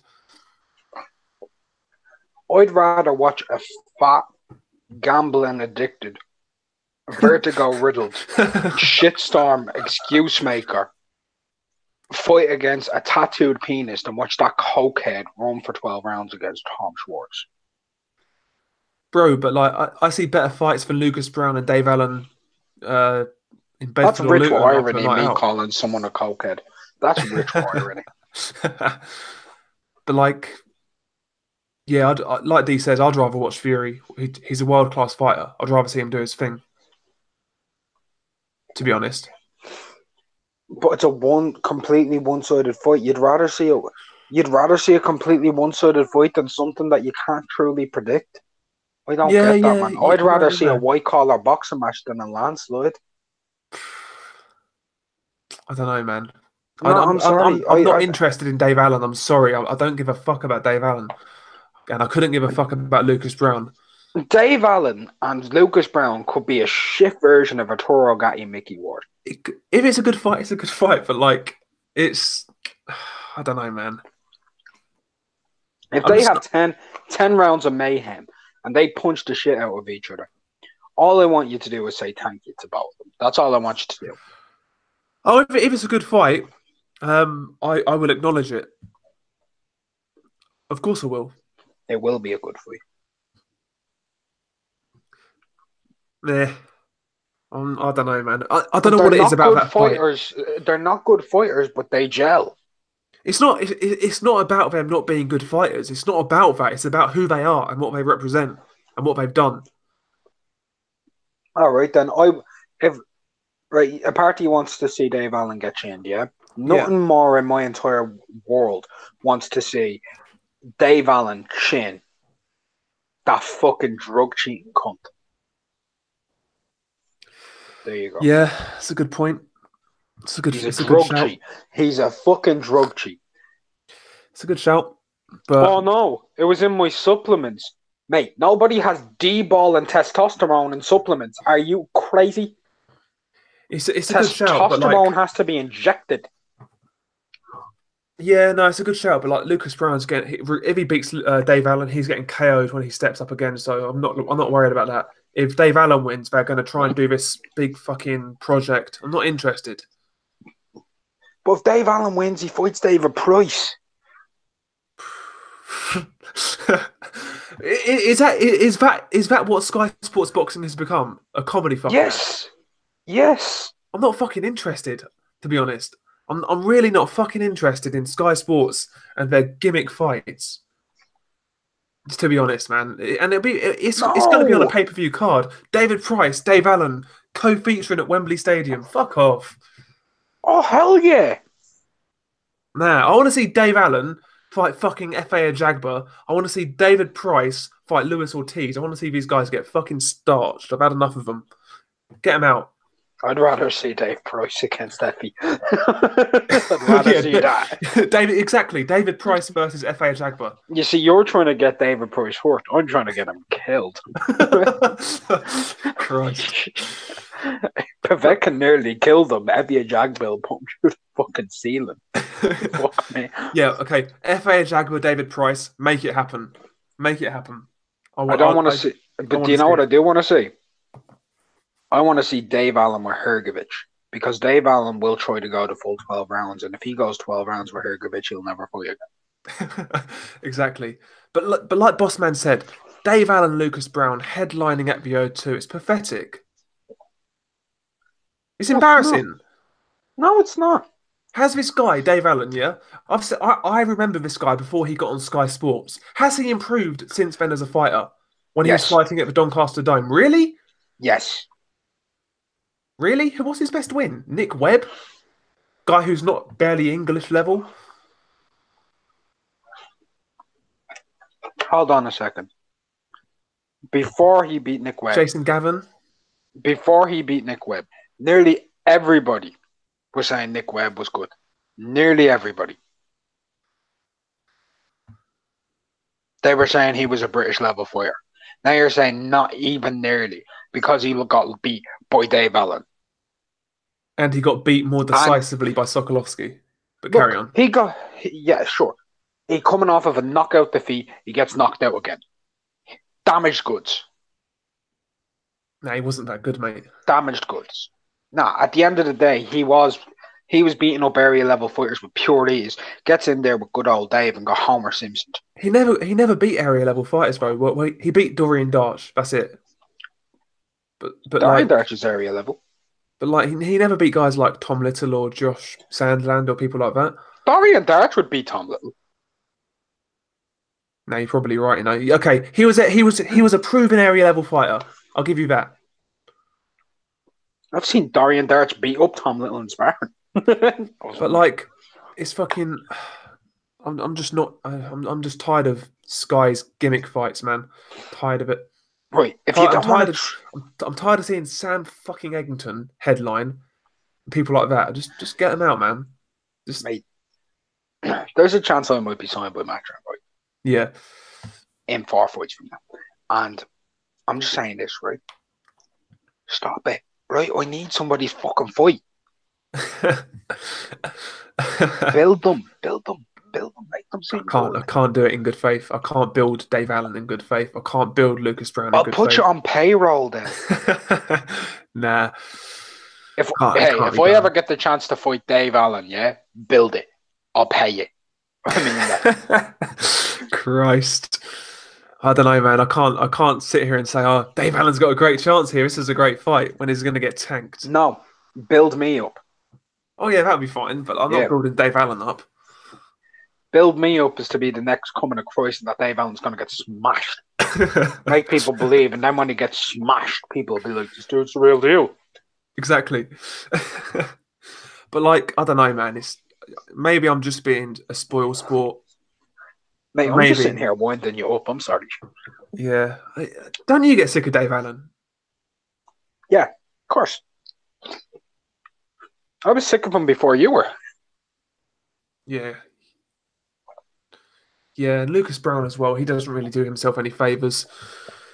You know, I'm just Sky just need to like focus on these young kids they've got coming up. What be young honest. kids? Well, all of the prospects they have, all these the Olympians, Jordan Gill, people like that. I mean, why is Eggington still getting fucking fights, man? Gets banjoed by an unknown guy in what was supposed to be a tune-up, headlines at the Echo Arena. Fuck off, man. It's a joke. Why wasn't Hassan Rankinho getting that fight with Liam Smith? I mean, he should have had that fight. Maybe they don't want to feed a prospect to a proven world level guy. Liam Smith had no prospect. No, I'm not talking Liam Smith. I'm talking about Hassan. Yeah, but Hassan, like he beat a guy who was a European champion of the weight below. Like Hassan is no like commodity. At least give him the fight for like beating Eggington. True. But no, that guy's gonna be. He ain't gonna get any more chances anytime soon. He ruined the script. So if you do that, if you ruin a script and you pull off an upset, you deserve a chance. As far as I see it, that's how I see it anyway. But maybe I'm wrong. Maybe I'm just trying to be. I don't know.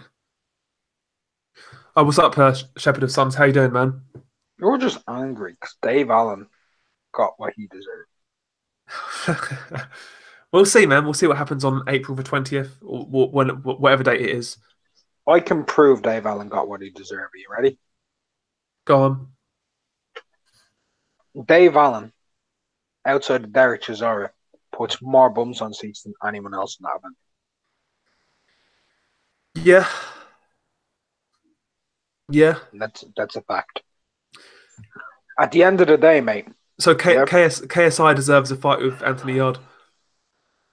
KSI deserves a fucking fight with Floyd Mayweather. Well, exactly. Like, nah, I'm not having it. I'm not having it. Anyway, fuck Dave Allen, man. I hope he gets knocked out. I'm not having it, man. I don't think he will, though, if I'm being honest. I am kind of leaning towards him to beat Lucas Brown. I've got a feeling Lucas is shot to bits. So you finally seen the Sokolovsky fight? Yeah, I don't know what he's trying. He's trying to box him for that fight, and he looked horrible, man. That low left with that like jab from the waist. Do you remember me saying that? No. He was trying to hit and move. Yeah. No, I do actually. Yeah, I do. Yeah. Boxing brains. He says. Sorry, no, carry on. Gone. No, go ahead.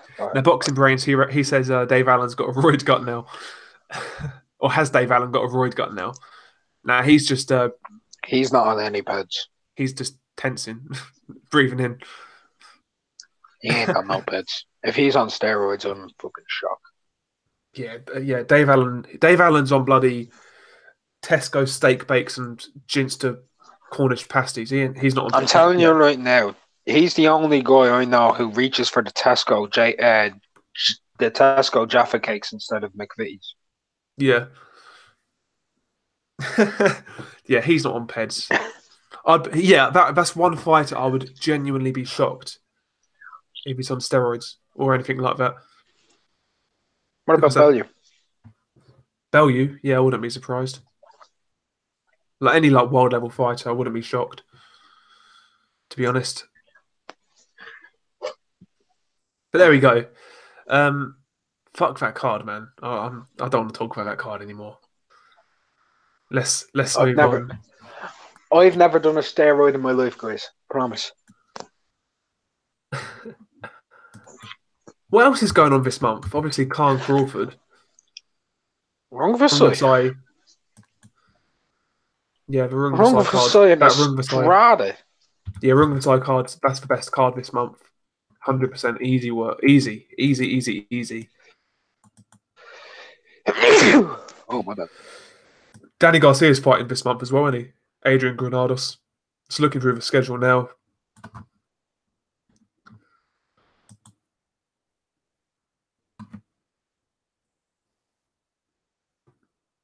Who's fighting? Who's fighting where on what card? What? No, you cut out, mate. I don't know where you're at, to be honest. I was saying Danny Garcia's fighting this month on the 20th. He's fighting Adrian Granados. What do you think of that one? Prop. Granados will give it a go, but yeah, he should get beat there. If Danny loses, I'll be heavily surprised. But at least fucking Adrian fucking trains, unlike certain fighters that I know. I thought you were fucking done with that shit there. Okay, we'll leave it alone. But yeah, Granados. You're just mad because that fat bastard gets fucked more than you do. I'm just mad that he's on fucking Sky Sports. I'd rather see like Chisora versus Dave Allen. I just want that guy gone, man. I want him gone, man. I've had enough of him. Okay, yeah, Copend says McGregor's got to know and he's not afraid to let it go. Yeah. Yeah, me? Yeah. Oh, yeah, I don't care. Was that a joke, though? I'm a bit drunk. I'll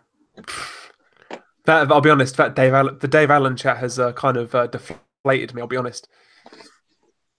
It's deflated me. Are you done now? Yeah, I'm done with Dave Allen. Log off? I'm done with Lucas Brown. I'm done with that card. Let's draw a line in the sand. And then don't watch it. We'll stop talking about it. No, I'll watch it. Don't fucking watch it. I'll watch it on YouTube the next when somebody uploads it.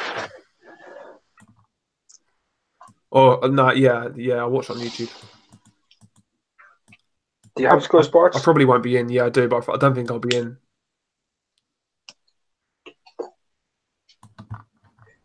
There's not gotta be out getting bobbed. Yeah, man, exactly. But apart from Rungvisai Estrada and Roman Dehaney, there's not really many great fights this month. Obviously, there's a big event in Crawford Khan, but like we all know what's going to happen there. There's also a really good event in London on April 20th. I've not heard about it, mate. Not heard about it. Yeah, Dave Allen and Lucas Brown. Oh, but no, there's an underrated card, actually. We've missed some obvious ones. Daenerys versus Tete, 27th. Oh, the Super Series, yeah. Who's on that card as well? Progress and Relic. Fuck, man, that's a good card. Also, on same day, Robert Easter Jr., Francis Barthélemy, that's a good fight. Yep. Victor Postal versus Mohamed Mamoune, good fight. That's an interesting fight. I like that fight as well because Mamoune can box. He can box. And, he can also hit. And yeah, Postal's getting on. Like Postal's what, 35? He must be 35. He's at least 44. Yeah, like he's getting on. That's a good fight. And also a Jaguar's on that card. Ah, there we go. He's fighting Michelle Wallish, German heavyweight, 19-1. That's a good card. I like that card by the PBC. That's a big woman. Good card, man. Good card. But yeah, the 27th is a good day. And so is the 26th. That's Rungvisai Estrada, Roman Dehaney. Yeah. So yeah. That's ridiculous. 26th and 27th, that's a great boxing weekend. That's a great ridiculous fucking card, though. That's a ridiculous card. Yeah, Estrada, Rungvisai, and Dehaney against Danny Roman. Do you reckon TJ has a chance still? I think Roman beats him. No I think chance. I wouldn't say no. I wouldn't say Dehaney has no chance. He's a good fighter. You know, brings good pressure. But I think that Roman is just tidier, better technique. I think he punches harder. I just think he's a better fighter. I like Roman. I think Roman is going to get better from here on out. I think he's going to go on and do some good things. Actually, I quite rate him. I rate him quite highly, to be honest. But it's a good fight, man. It's a fairly evenly matched fight, unification fight. It should gel really well. Should be a fun fight. Yeah, Roman versus Dehaney is a great fight, and obviously Rungvisai Estrada. That's a fucking brilliant fight. I'm a massive fan of Rungvisai. I really like him, and same with Estrada. It's a great fight. I can't call that one because the first fight was so close. Like however you scored the first fight, a point either way, a draw, no problem whatsoever. But I'm hyped for that card, to be honest. That's a great card. Mate, Rungvisai and Estrada has fight of the year written all over. Yep. And even like Jesse Vargas versus Humberto Soto. Soto is like past it, but like he will give Vargas problems. Okay, If he comes in there fighting like Sugar Ray Robinson reincarnate again, like he did against Bam Bam Rios, he fucking good. He was unbelievable. It'd be a fun fight, but it doesn't really have any impact on the division. He beat the shit out of Brandon Rios. Yeah. Soto was a massive underdog as well. I saw the odds on Soto and I was so tempted, but I fucking bottled it. How much were you going to put on him? Only about 100, but it was like the odds were decent. I forgot what they were, but they was good. Like I think they might have been 4 or 5s. Yeah, Rios was a big favourite. I think he was 1-8, wasn't he? Yeah, something crazy. Yeah, Boxing Brains. He says, "No, we're not gonna talk about him. We're not gonna talk about him." Copindo 9. I will say this one. Question for Del Boy: would you rather watch women's boxing or Dave Allen? Dave Allen. I won't be that harsh. I'll be honest with you, mate. I would have hung up and I would have unsubscribed. That's not what Misogyny and Mayhem is about. Yeah. No, exactly. No, we're going Dave Allen. Team Dave Allen. I would pay big money. I would watch pay-per-view Dave Allen and Clarissa Shields. Tell me you wouldn't. Yeah. I ain't joking. Would anybody in the chat watch Dave Allen and Clarissa Shields? In a fight, not a sex tape. That's grim, man. That's grim. Yeah, Shah. There's a Queensbury card. Yep. Daniel Dubois. Yeah. Really? There's been like no notice of any of these Queensbury cards. We're getting them like 1 week's notice. Yeah. Dubois fighting Richard Latte. He's fighting that coffee up. He's not fighting a tomato can. He's fighting a coffee cup. But yeah, Dubois should smash him up. Yep. Okay. You know, tickets went on sale for Taylor Baranchik, right? Really? I wouldn't buy those tickets yet, man. That seems risky as hell. You can get a refund. Okay, that's fair. Tom Wilde, from a casual fan perspective, the only card that he's looking forward to is Taylor Inoue card. Yeah, that's a great card. Great card.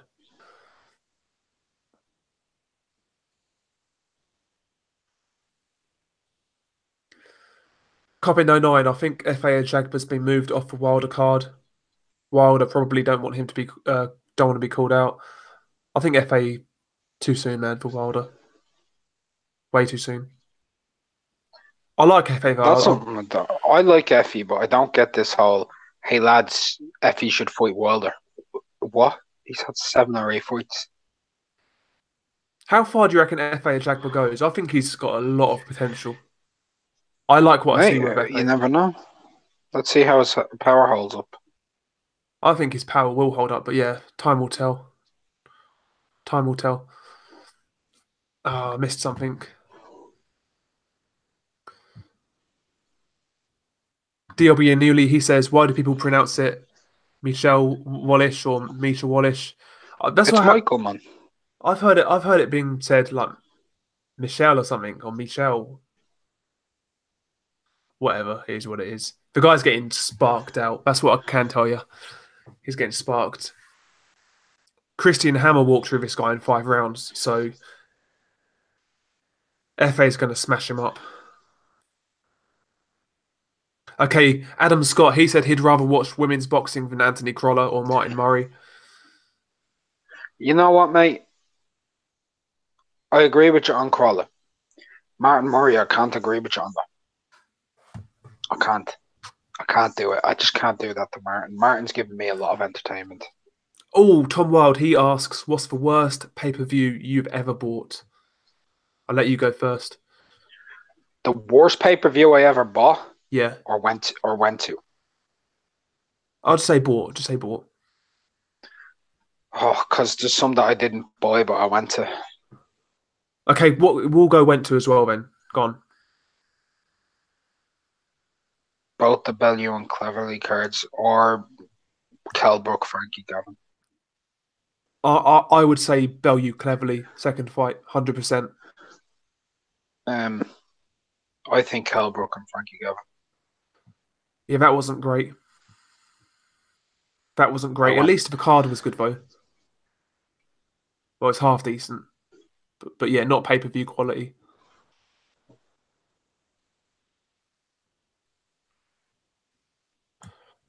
Shah, I'm not sure, mate, on the Dubois card. To be honest, all I know is Dubois versus Latte. And also Lerone Richards, he's fighting Tommy Langford, actually. That's on that card as well. Wait, what? I didn't hear that. Lerone sent me a text. Lerone Richards versus Tommy Langford on the Dubois card. I've heard a few people say good things about Lerone Richards, but I've not really seen too much. I've seen him fight. I'm interested. Him and Tommy Langford is interesting. Yeah, I'm interested in that fight. Billy Joe rates Lerone Richards highly, doesn't he? Yeah, he does. So it'll be interesting to see how he looks, because yeah, Tommy Langford is like he's a good domestic level fighter. He is. He's a proper British level fighter. I'm not talking. Yeah, and that's a good test. It's a good step up fight for him. Caution boxing. What do you guys make of Claressa Shields? I'll just leave it at this. I'm not a fan. You're so much more. Oh, that was for both of us, wasn't it? Yeah. Do you want me to be politically correct today, Del? Not necessarily politically correct, but try to, a little bit of censorship, on a Tuesday. I think she's a little bit annoying, condescending, and slightly sexist. Yeah. That's censored. That is very censored. I was expecting less censored, but there we go. Shah Islam, he says, could F8 Ajagba be the next Izu Agono? He could very well be, actually, yeah. Yeah. But I don't think he will be. Because Izu looked really good on the come-up, but... I'd like to see Izu come back. Yeah, I would in a year, get Effie and Izu in the ring. Yeah. For fight of the century. Yeah. Somebody's head has got to go. But no, I like what I see from FA. I think he does the basics well. Got raw power, good reach, big. His feet, man. His feet. Yeah, his feet are good as well. Applies pressure well, cuts the ring off well. He does the basics well. And with the power, with the physical strength, I think he can go far. I think he's got a lot of tools. I think he's good. Yeah, D thinks FA looks kind of basic. He does, but I think it's in the sense where, like I said, he does the basics well. He doesn't have any like glaring flaws or anything like that. The thing, even though he looks basic, he has the equalizer, doesn't he? Yeah. I was really impressed with his technique against Amir Mansour. Oh, I mate, think, we didn't even get to see his technique. What are you talking about? Even like, the fight was on the like. Oh, he threw like 11 punches. but like how like I think it was the first knockdown, the jab right hand was it? Just how he delivered those shots looked really nice, man. Listen, man, I'm on the Ajagba train, so there we You go. actually are. You actually are. It's not even a joke. You actually are I on the rate M him, train. man. Listen, man, I like prospects. I like following prospects. I think he's one to watch, man. I think he's one to watch. Oh God, I'm in trouble, man. My girlfriend just sent me an upside down face emoji. Under the thumb, Oh, I'm fucked. unlucky mate. What have I done now? Better question is, what happened to them? Audley Harrison versus David Hay. Yeah, that was a bad one. Adam's got pay-per-view cards. I forgot about that one. I don't think I bought that one though. I'm not gonna say. You forget that was on pay-per-view. Jesus. I didn't buy it. My brother did. The older brother bought it because I convinced him that it was going to be a great fight. Yeah. And we sat there and we watched it together, and Yeah. he killed me. Yeah, Cobbin09's made a good point, in regards to that fight. He said, I can't lie, in terms of promotion only, Hay versus Fraudley was one of the best ever. They promoted the shit out of that fight. Yeah, not many better promoted fights. How they sold that fight to the public is crazy, actually, looking back. He's right. Can I just say one thing? Somebody told me Eddie Hearn was an amazing promoter because of how he promoted Audley Harrison and David Hay. No! David Hay is a brilliant promoter because of how he sold that fight. David Hay sold that. Yeah, the Haymaker. Eddie, that was all David, man. David did amazing on that. I'm going to give him credit where credit is due. He was a great salesman. promoter. Yeah, very good salesman.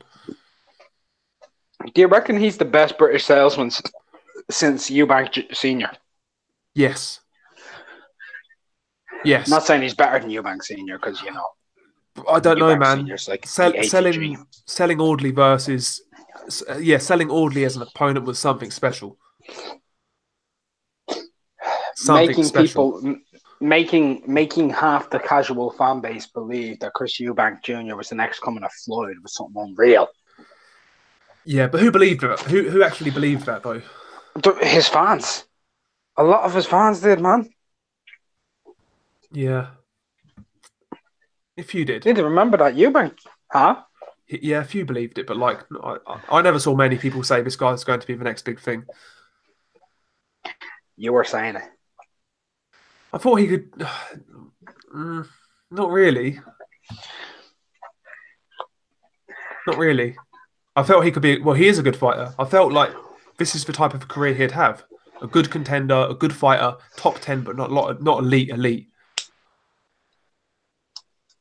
And yeah, he's having the type of career I kind of expected, actually. Do you think he could ever become a world champion? Yeah. An OBF or a WBA champion? Not necessarily. Like, he could pick up any belt, just depending on who's holding it at the time. Do you think if he were to fight for the WBC tomorrow against Anthony Dirrell, he could win?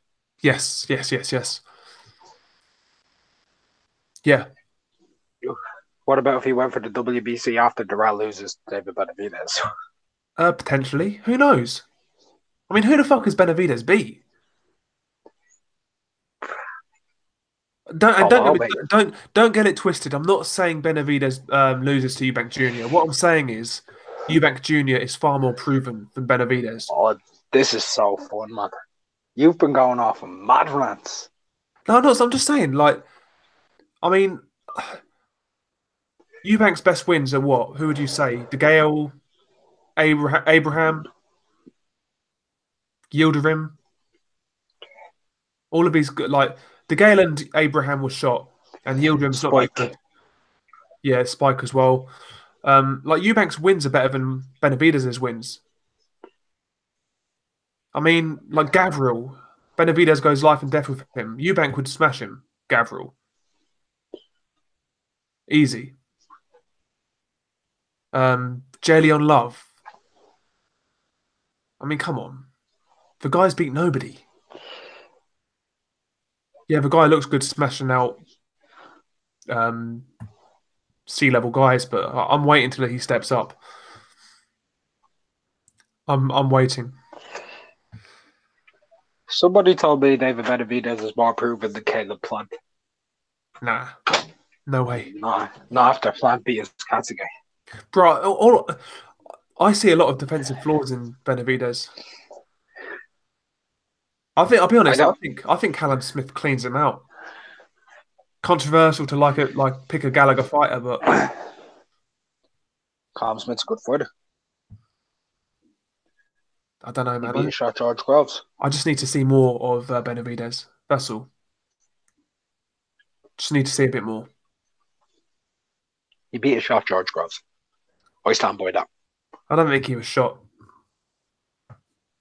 I do. Shot. He wasn't at his best. I'm not going to lie to you, but shot. I don't think so. Yeah, Adam, that's a good point. Benavidez is still very young. He's 22, I believe. Yeah. Yeah, the Quags. Bellew's a good salesman. That's another good shout. We forgot about him. Tony Bellew, very good salesman.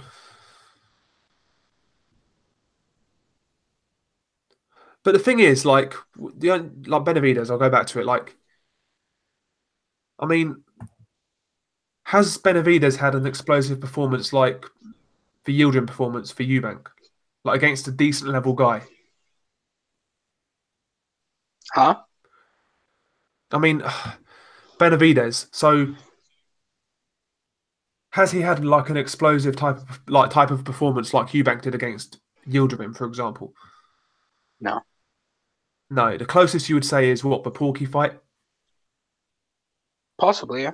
Yeah, and people say about the eye test. Well, Eubank looked good on the eye test when he was fighting guys who just came forward and sat in front of him. Eubank looks great then. What happens when somebody sticks and moves against Benavidez? What happens when somebody's as big as him and hitting him back and countering him? What happens then? True. He's got a lot of physical attributes. He's got great hand speed. He can punch. He's big for the weight. He's got a lot going for him. I'm not saying he's a hype job. I'm just saying I need to see more. That's it. That's all. I've got a random question for you, and this might be completely out there, right? But what are your thoughts on this Filipino fighter? His name is Mark Magsayo. What division? He's a featherweight. I know the name, but I don't remember anything about him. I'll be honest. He beat Shota Hayashi. Hasn't fought since 2017, though. I need to look. There's a reason I'm asking. My girlfriend wanted to know. Did he fight Oscar Valdez? Or was he going to fight Oscar Valdez at one point? Yes. That's why I know the name. I've seen him fight somebody, but I don't know who I saw him fight. Avalos, yeah, that's it. I saw him fight Avalos. What's happening to him, by the way? I have no idea. My girlfriend just wanted to know if you knew anything. Like, no, she's Filipino, I'll be honest, so I totally forgot about him. I totally forgot about him. He's been out for a while. Yeah. Yeah, but I recall that Chris Avalos fight, and he fought on the undercard of fuck, what was it? I don't know. He fought on some American undercard as well once, and yeah, he looked quite decent. Trying to think who it was. I wonder if anybody in the chat knows anything about Magsayo. Because I remember her talking about him a while ago, but I never really seen him. Yeah, he fought on what card was it? I'm gonna try and find it now. It's bugging me.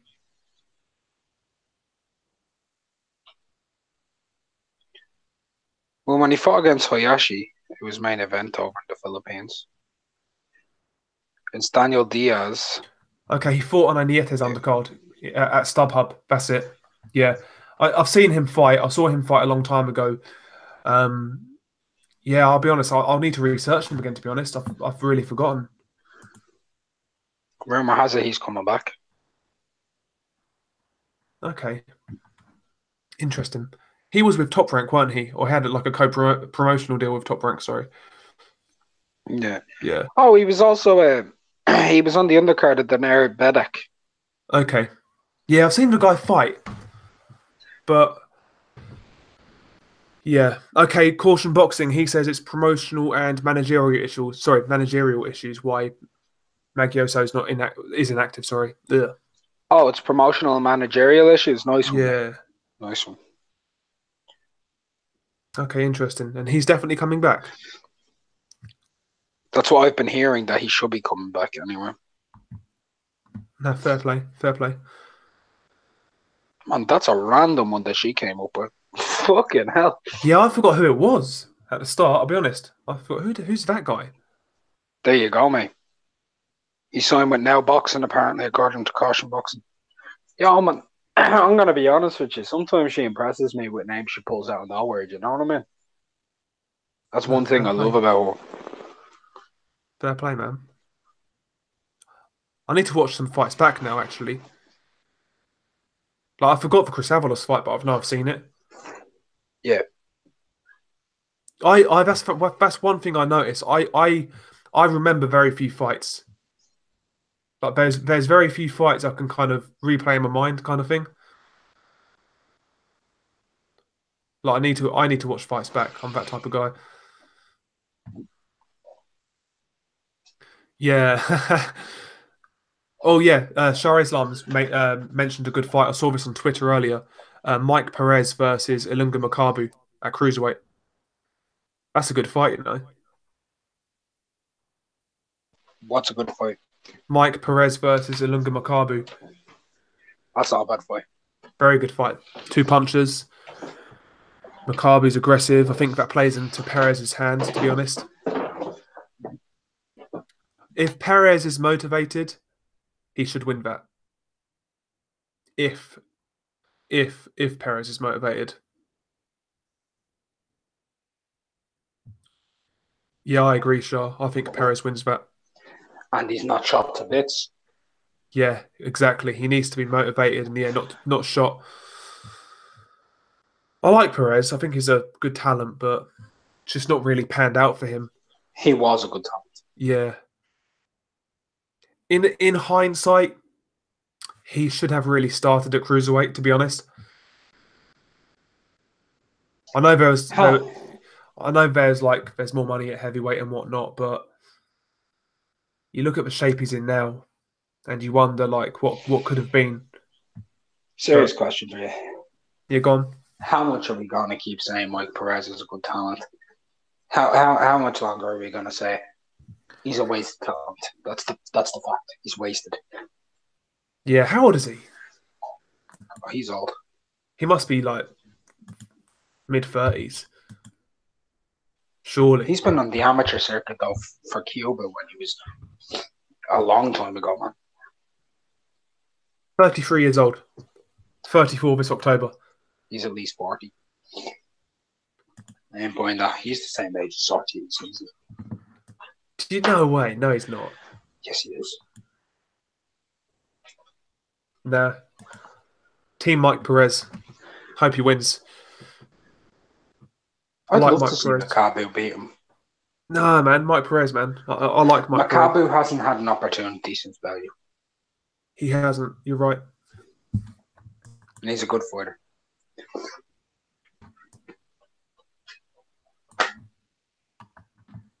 I just prefer Mike Perez personally, but there we go. Good fight, though. It's a good fight. I like that fight. Copendo 09, what happened to Tai Shandong and Zhang Zili? I think Tai San retired. Where's Nauda? I'm sure Tai Shandong retired. I'm sure of it. I'm not sure about Zhang Zili, though, to be honest. Where's Nauda? I need Nauda right now. He'll tell us everything. Okay, no, Dong is with NXT. NXT. WW, yeah, some wrestling thing. I know what it is. I was like, what? Really? Apparently, That's weird. Fair play. Zhang Zili, I've got no idea. Wasn't that the guy Eddie Hearn was talking about Joshua fighting in like China? I'm sure it was. No idea, man. Eddie Hearn's talked about Joshua fighting everybody, hasn't he? He's fought. Yeah, he's talked about fighting in Nigeria, China, everywhere. Saudi Arabia, Saudi Arabia. Dubrovnik. Yep. He'll be fighting in King's Landing before you know it, mate. But no, looking at April, I was a bit down on it, but actually there's some good fights coming up, There's some good fights. There's good hardcore fights, man. Yeah. Like I said, that Rungvisai card is just... I will make sure I'm in that night for that card. I'll make sure of it. 100%. The two main events won't take place till 2 o'clock in the morning, minimum, because they're over in California. Yeah. So, realistically, 4 o'clock in the morning is 8 p.m. over there, right? So, if I were you, what I'd do is I'd go out at 10 and get home at about 2. Yeah. Go on the lash, come home drunk out of your mind, lay down on the couch, turn that shit on, relax. No, that's it. Just sit back and chill, watch it. Yeah, watch some good fights. Yeah, exactly. Okay, Shah Islam's made a good comment. He was saying he was speaking to his old coach Gary Logan, and he told him Mike Perez is the most gifted boxer he's ever worked with. Yeah, he's got a lot of talent, man. But like McGregor said, I think he's going to go down as a wasted talent, unfortunately. I was talking to James Ali Bashir, who's worked with Mike Perez, yeah? Yeah. And do you know what he said about him? Go on. That he's the most lazy, arrogant motherfucker he's ever worked with. Really? And he said it's the most disappointing thing ever because outside of Alexander Usyk, he's got the most natural talent he's ever seen. Damn, really? That's crazy. Yeah. That's crazy. And I'm dead serious about that. It's a shame. The guy clearly has ability, but... And I'll take the word of Ali Bashir, man. He knows what he's talking about. 100%, yeah. 100%. Do you remember, back in the day, he was on the Prize Fighter, wasn't he? Mike Perez. Was he? Yeah. He was on Prize Fighter. Did he win it? Yep. Easy. Of course he did. What type of question was that? Easy. I don't know. Quickest money he's ever made. Just pissed it. Is he the best fighter to win Prize Fighter? Yeah. We know who the best fighter is to ever go on to Prize Fighter. We know who the best fighter is to ever go on it. Tony. Easy. Come on, James Toney. Yeah. He was shot as fuck. But could you imagine, if that was 1990, James Toney? Yeah. Fuck me. Jason Gavin would have died a horrible death, even if he was only 160 pounds. You know what I mean? Yeah. He killed him. Yeah.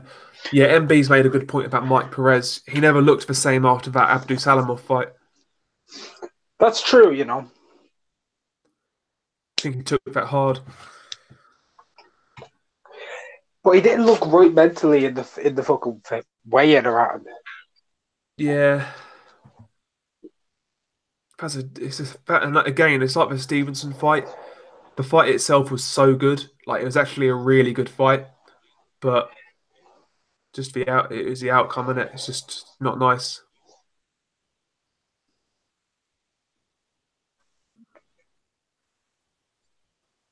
Yeah, Tone says they should bring back Prize Fighter. Why not? Who would you have on Prize Fighter? I think we've done it before. I would go heavyweight.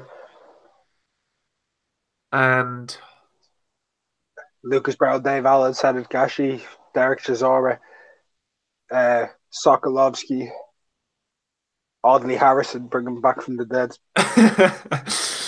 Christ. Two Imagine others. some, Two imagine others. some of the names. Cash Ali and Sam Sexton. Yeah, Cash Ali, Tom Little, people like that. Sokolovsky. That'd be good fun. That'd be good fun. Be your debut. Nah, fair play. Okay, Caution Boxing. He's asking if Kell Brook versus Liam Smith happens next, who have you guys got? Kelly. Kelly Brook.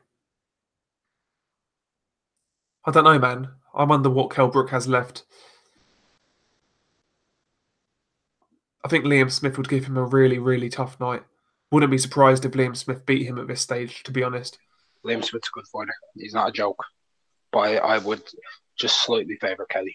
Yeah, Kell's a better fighter, like naturally, like more talented, but Bigger. I think he's past his best though.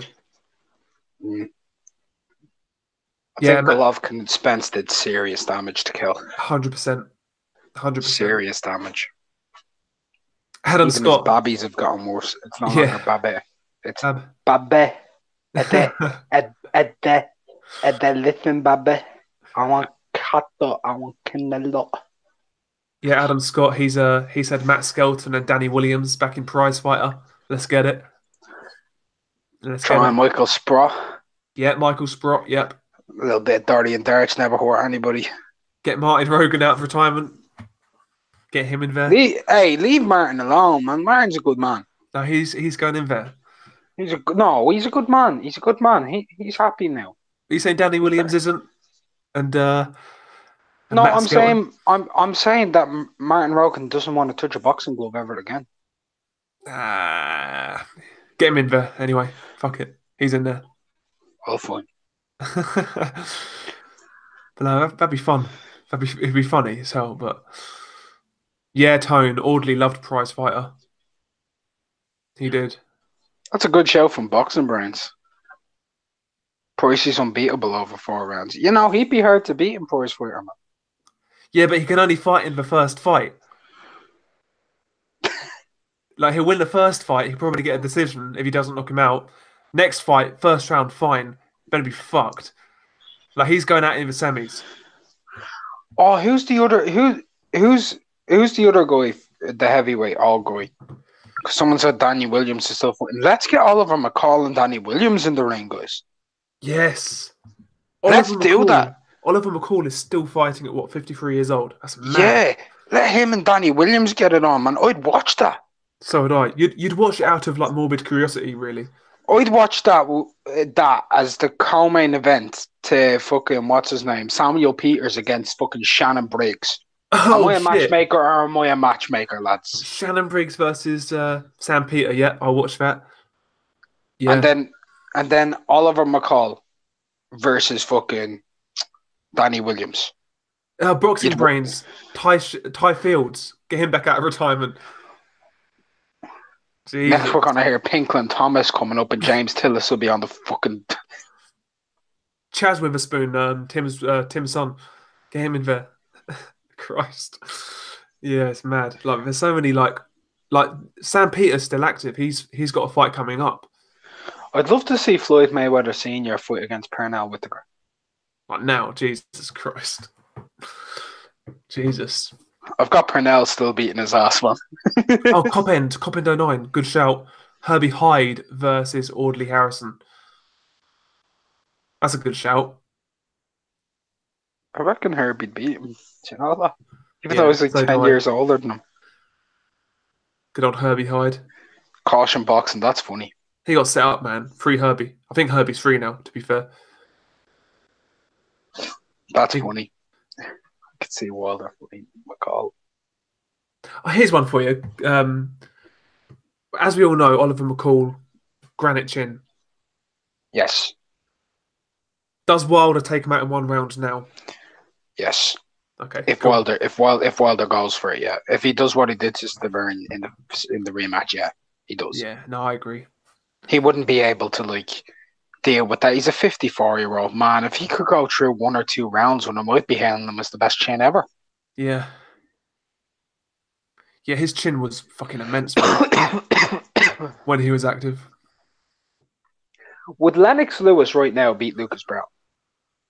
I don't think so.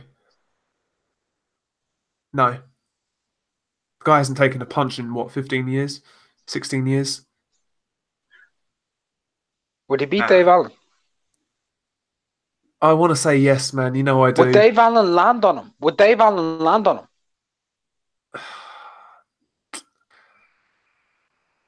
Ah, man, I can't bring myself to say yes that Dave Allen beats him. I'm not going to answer that question.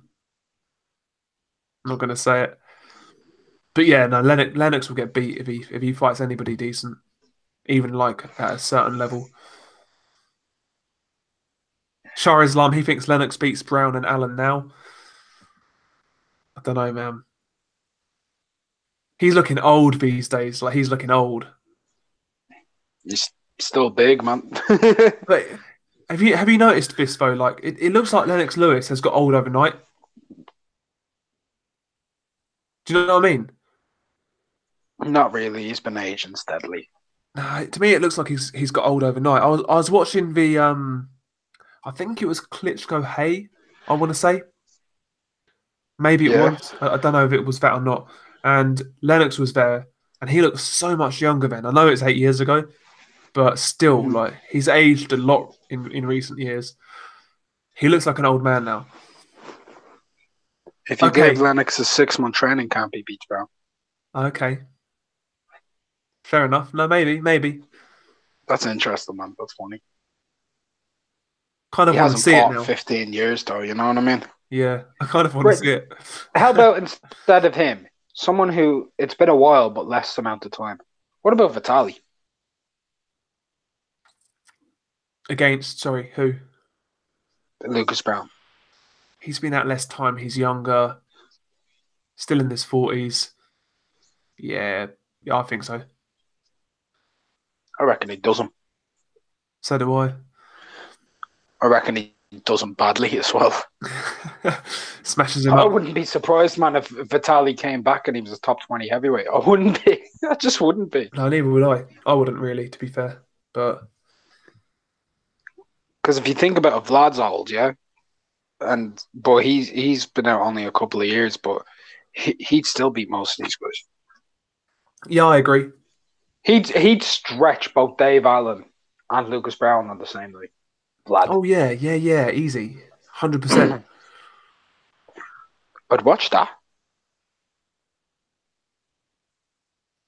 I'd watch that. Do you think Vlad comes back? I do. I think he is coming back. I really do. Yeah, MB Vitali, he's still WBC Emeritus champion, so he can call out Deontay Wilder.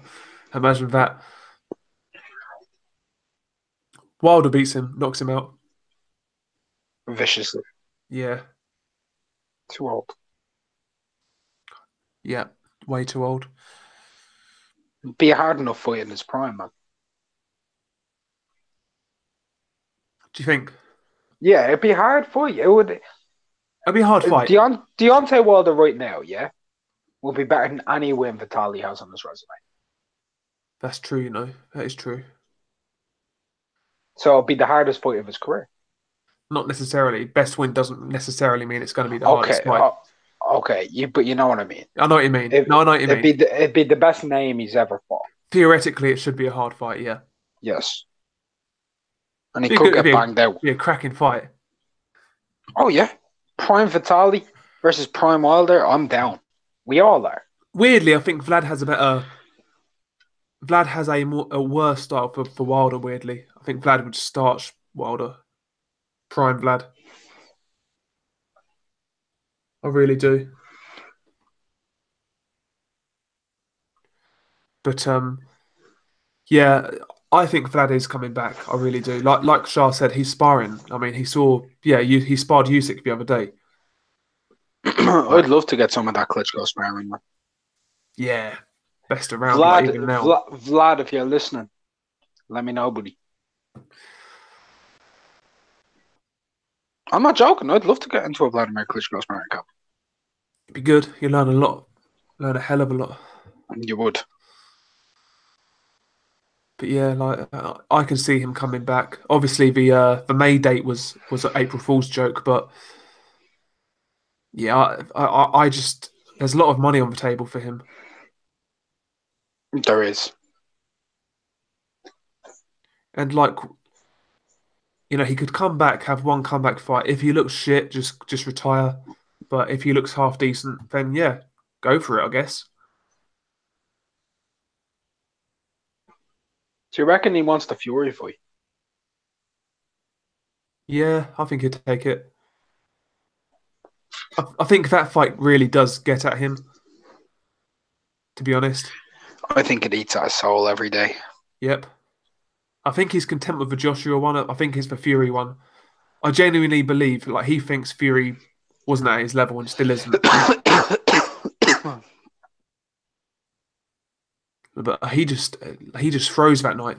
Fury like just he mentally just fucked him, to be honest. Yeah, Fury done a great job that night.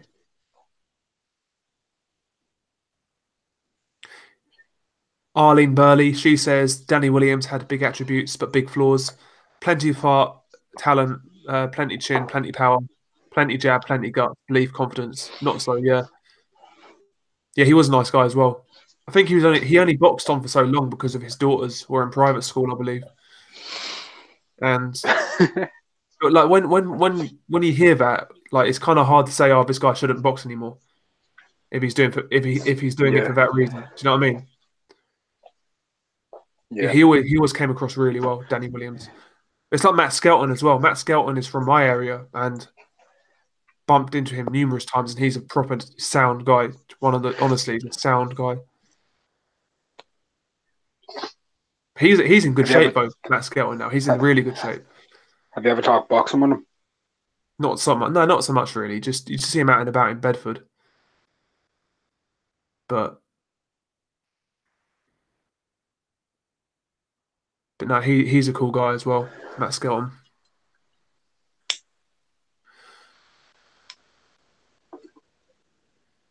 Okay, Shah Islam, he says he thinks Vladimir would have beaten Fury in the rematch. I could see it. I think he would have as well, actually. At the time they were talking about that rematch, yeah, I agree. The way he was fighting against Joshua, he meant business, though. Yeah. He could have knocked Fury out. He was just... he didn't fight like how he did during his reign in that fight. He fought like a real challenger. You know what I mean? You're going to have to beat me to beat me. And that's what would have fucked Fury up. Fury would have had to beat. Yeah, exactly. And like Coppen says, yeah, that's how I see it. I think Vladimir thinks Fury was like below him, and yeah, he can't accept the loss. Like to this day, he can't accept it. He thought Fury was a bum. Yeah. And still believes he's a bum. Yep. But at the end of the day, that click got licked. The click got licked, and yeah, well and truly. That was funny. I'll be honest. The funniest loads I've ever heard. I've not seen that fight back since. I'm not gonna lie. Can I make a recommendation? You're gone. Never watch it again. It happened. That's it. Yeah. I've never had any desire to watch it back, believe it or not. I don't know what's happening. Klitschko just didn't throw. I don't know what it was. He just didn't throw a punch. Yeah, Tyson Fury just had him in a bind. Like, he mentally fucked him. The fainting. Vladimir never looked comfortable. Fury pulled it off, though. Great game plan. He was never set in that fight. Vlad. No. Never set. Yeah, Fury, it was a great performance.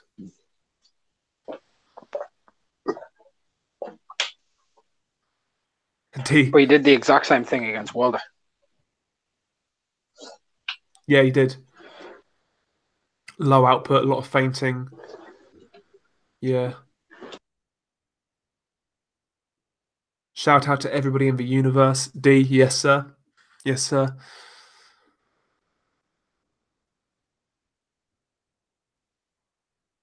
Yeah, I know what you mean, MB. At the time watching it, it was fascinating. Fury Vladimir, it was, because you never knew like if Vladimir would land that big shot. or you was always half expecting something to happen. But yeah, it's got no rewatch value, that fight. Same with Pacquiao Mayweather. I've not seen that fight back since either, and I've got no desire to be honest. It's still very cringe watching him fucking saying, "I don't want to miss a thing" to his woman. Yeah.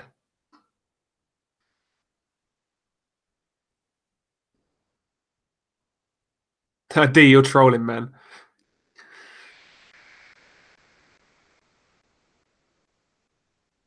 What did he say that's trolling? He said Vladimir versus Fury was a great fight. I've watched it several times. No troll. I don't think he's Got to be trolling. trolling. He's the type of guy who'll watch shit fights like that. Shout out to Always the brings up birds and shit Planet fights. Neptune. Yep. Shout out to Kubrat Pulev. Hashtag him too. Fist bumps in chat. Shout out to Jenny Sushi's lap dancing skills.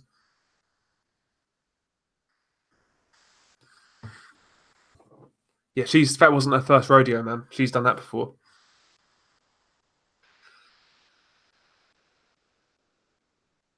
Yeah, Shah, I've not seen that either, man. I've not watched it back. I've just got no desire to, man. It's just like, what's the point? Certain fights you can watch back and enjoy, but that's not one of them. But it's not because of it. It wasn't even because of it was one-sided. It's not that. I just didn't really enjoy the fight that much. Like I watched Rigondeaux Daenerys loads of times. I really enjoyed that performance, but like Fury Vladimir, not for me, man. Not for me. Yeah, man, I saw that Shah. Pulev's got some vids to release. What a lad. Pulev on the fucking revenge porn grind, man. Yeah.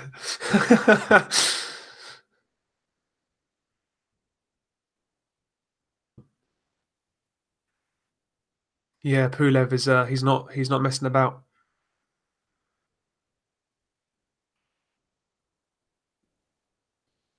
Yeah, D, don't get me wrong, I do enjoy those type of performances. So like Floyd Canelo I've watched numerous times and like I said, Daenerys Rigondeaux, but I just don't like that Fury fight, man. It's just I don't know.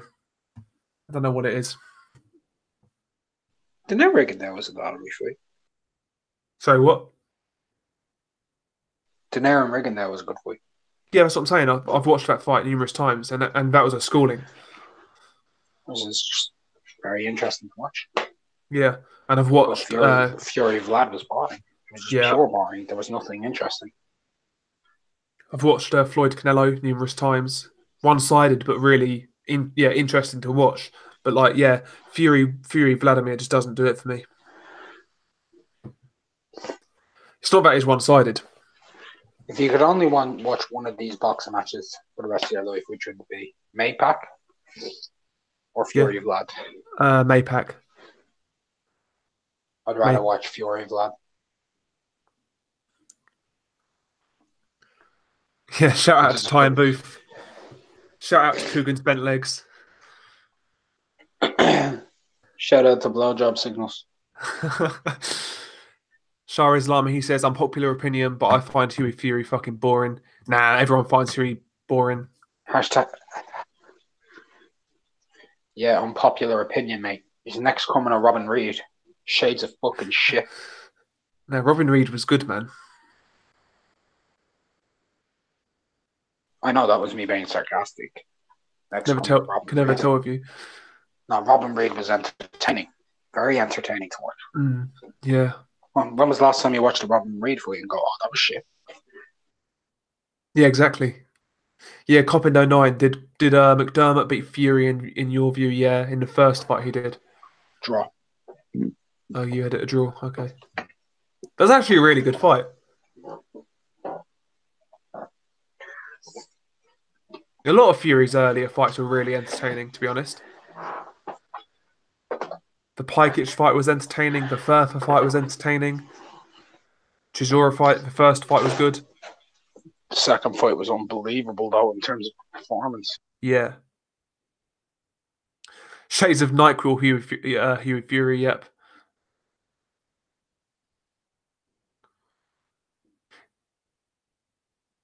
Yeah, Shah, I don't get that hardcore love for Huey Fury. I don't get it.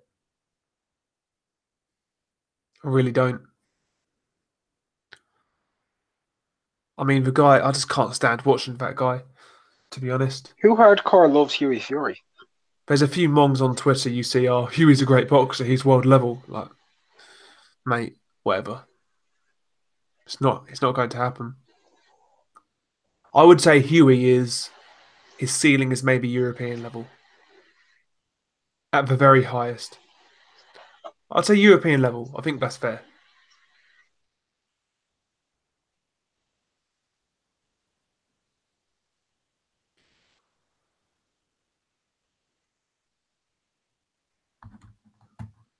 Okay, Caution Boxing, he says, who are the prospects you think are overhyped? Shakur Stevenson. Wow. I'm joking. Teofimo Lopez. I'm hearing people say that he'd beat Loma. Yeah, people are going a bit overboard. I do rate him though, but yeah, some people are taking it a bit too far. That's gone a bit too far. T.O. I rate him, but mate, nah, you ain't beating no Lomachenko tomorrow morning. Come on, guys. Yeah. Mick MB says Conlan. Mick Conlan. I don't think he's overhyped. Yeah, I'll be honest. I explained this before. Yeah, it's only Top Rank who are trying to really push him. I don't think fans really rate him like that. I think he's kind of like rated lowly by a lot of us fans. We don't think he's actually that good. And in all honesty, he came into the game with a lot of hype because of the incidents in the Olympics. He was one of the most talked about people in boxing.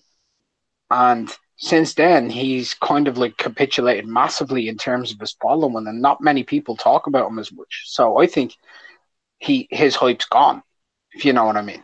Yeah.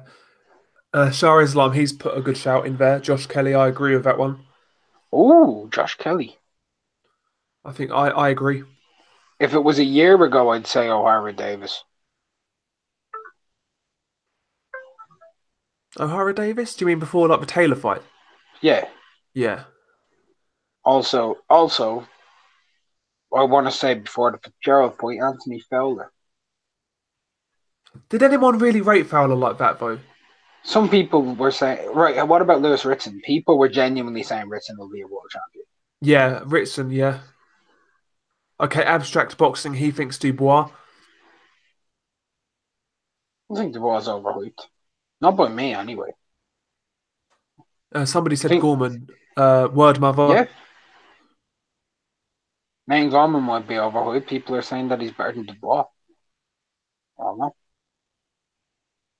Yeah, Gorman looks like he's kind of plateaued, kind of thing.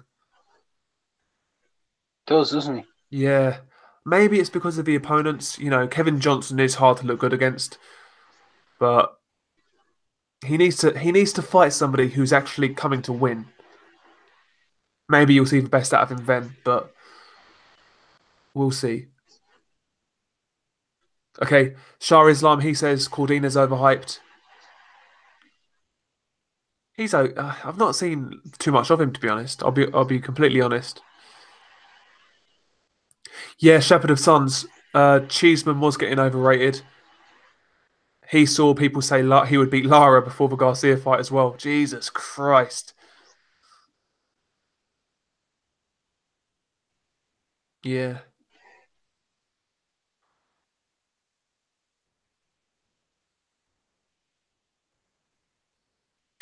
Yeah, Dubois. I think Dubois is doing okay at the minute. He's improving, I think, Dubois.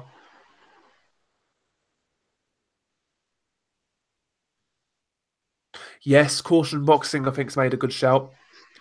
So he says he sees potential for Lopez, but he says Ryan Garcia is the most overhyped right now. Fair shout. That is a good shout.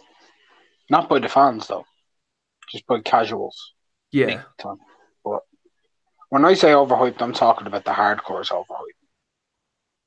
Okay. So you're saying about hardcore's overhyping? Okay. Yeah, like when I heard him like get onto like a guy and said like, I'll be honest with you, I'm gonna get killed for this. Joshua Buatsi. No, fair play. It's your opinion. It's your opinion. I like Joshua Buatsi. I think he's a very good fighter. But if I hear one more fucking matchroom fanny boy tell me that Joshua Buatsi would be Kovalev and Bivol already, I'm gonna go mad. Too early. It's You're overhyping. far too early. Way overhyped. Way overhyped. And I've been hearing that, man. I've been seeing it on Twitter. I've been seeing people on Twitter saying, same with Anthony Yarde, he's overhyped. But, or overhated, or both. But I've been seeing that a lot with Buatsi. His fans are saying that he could beat all of the champions and be undisputed light heavyweight champion already. Come on, he's just beat Conroy. See, that's overhyping, but like I don't think it's overhyping to say the guy has the potential to be like a world level fighter.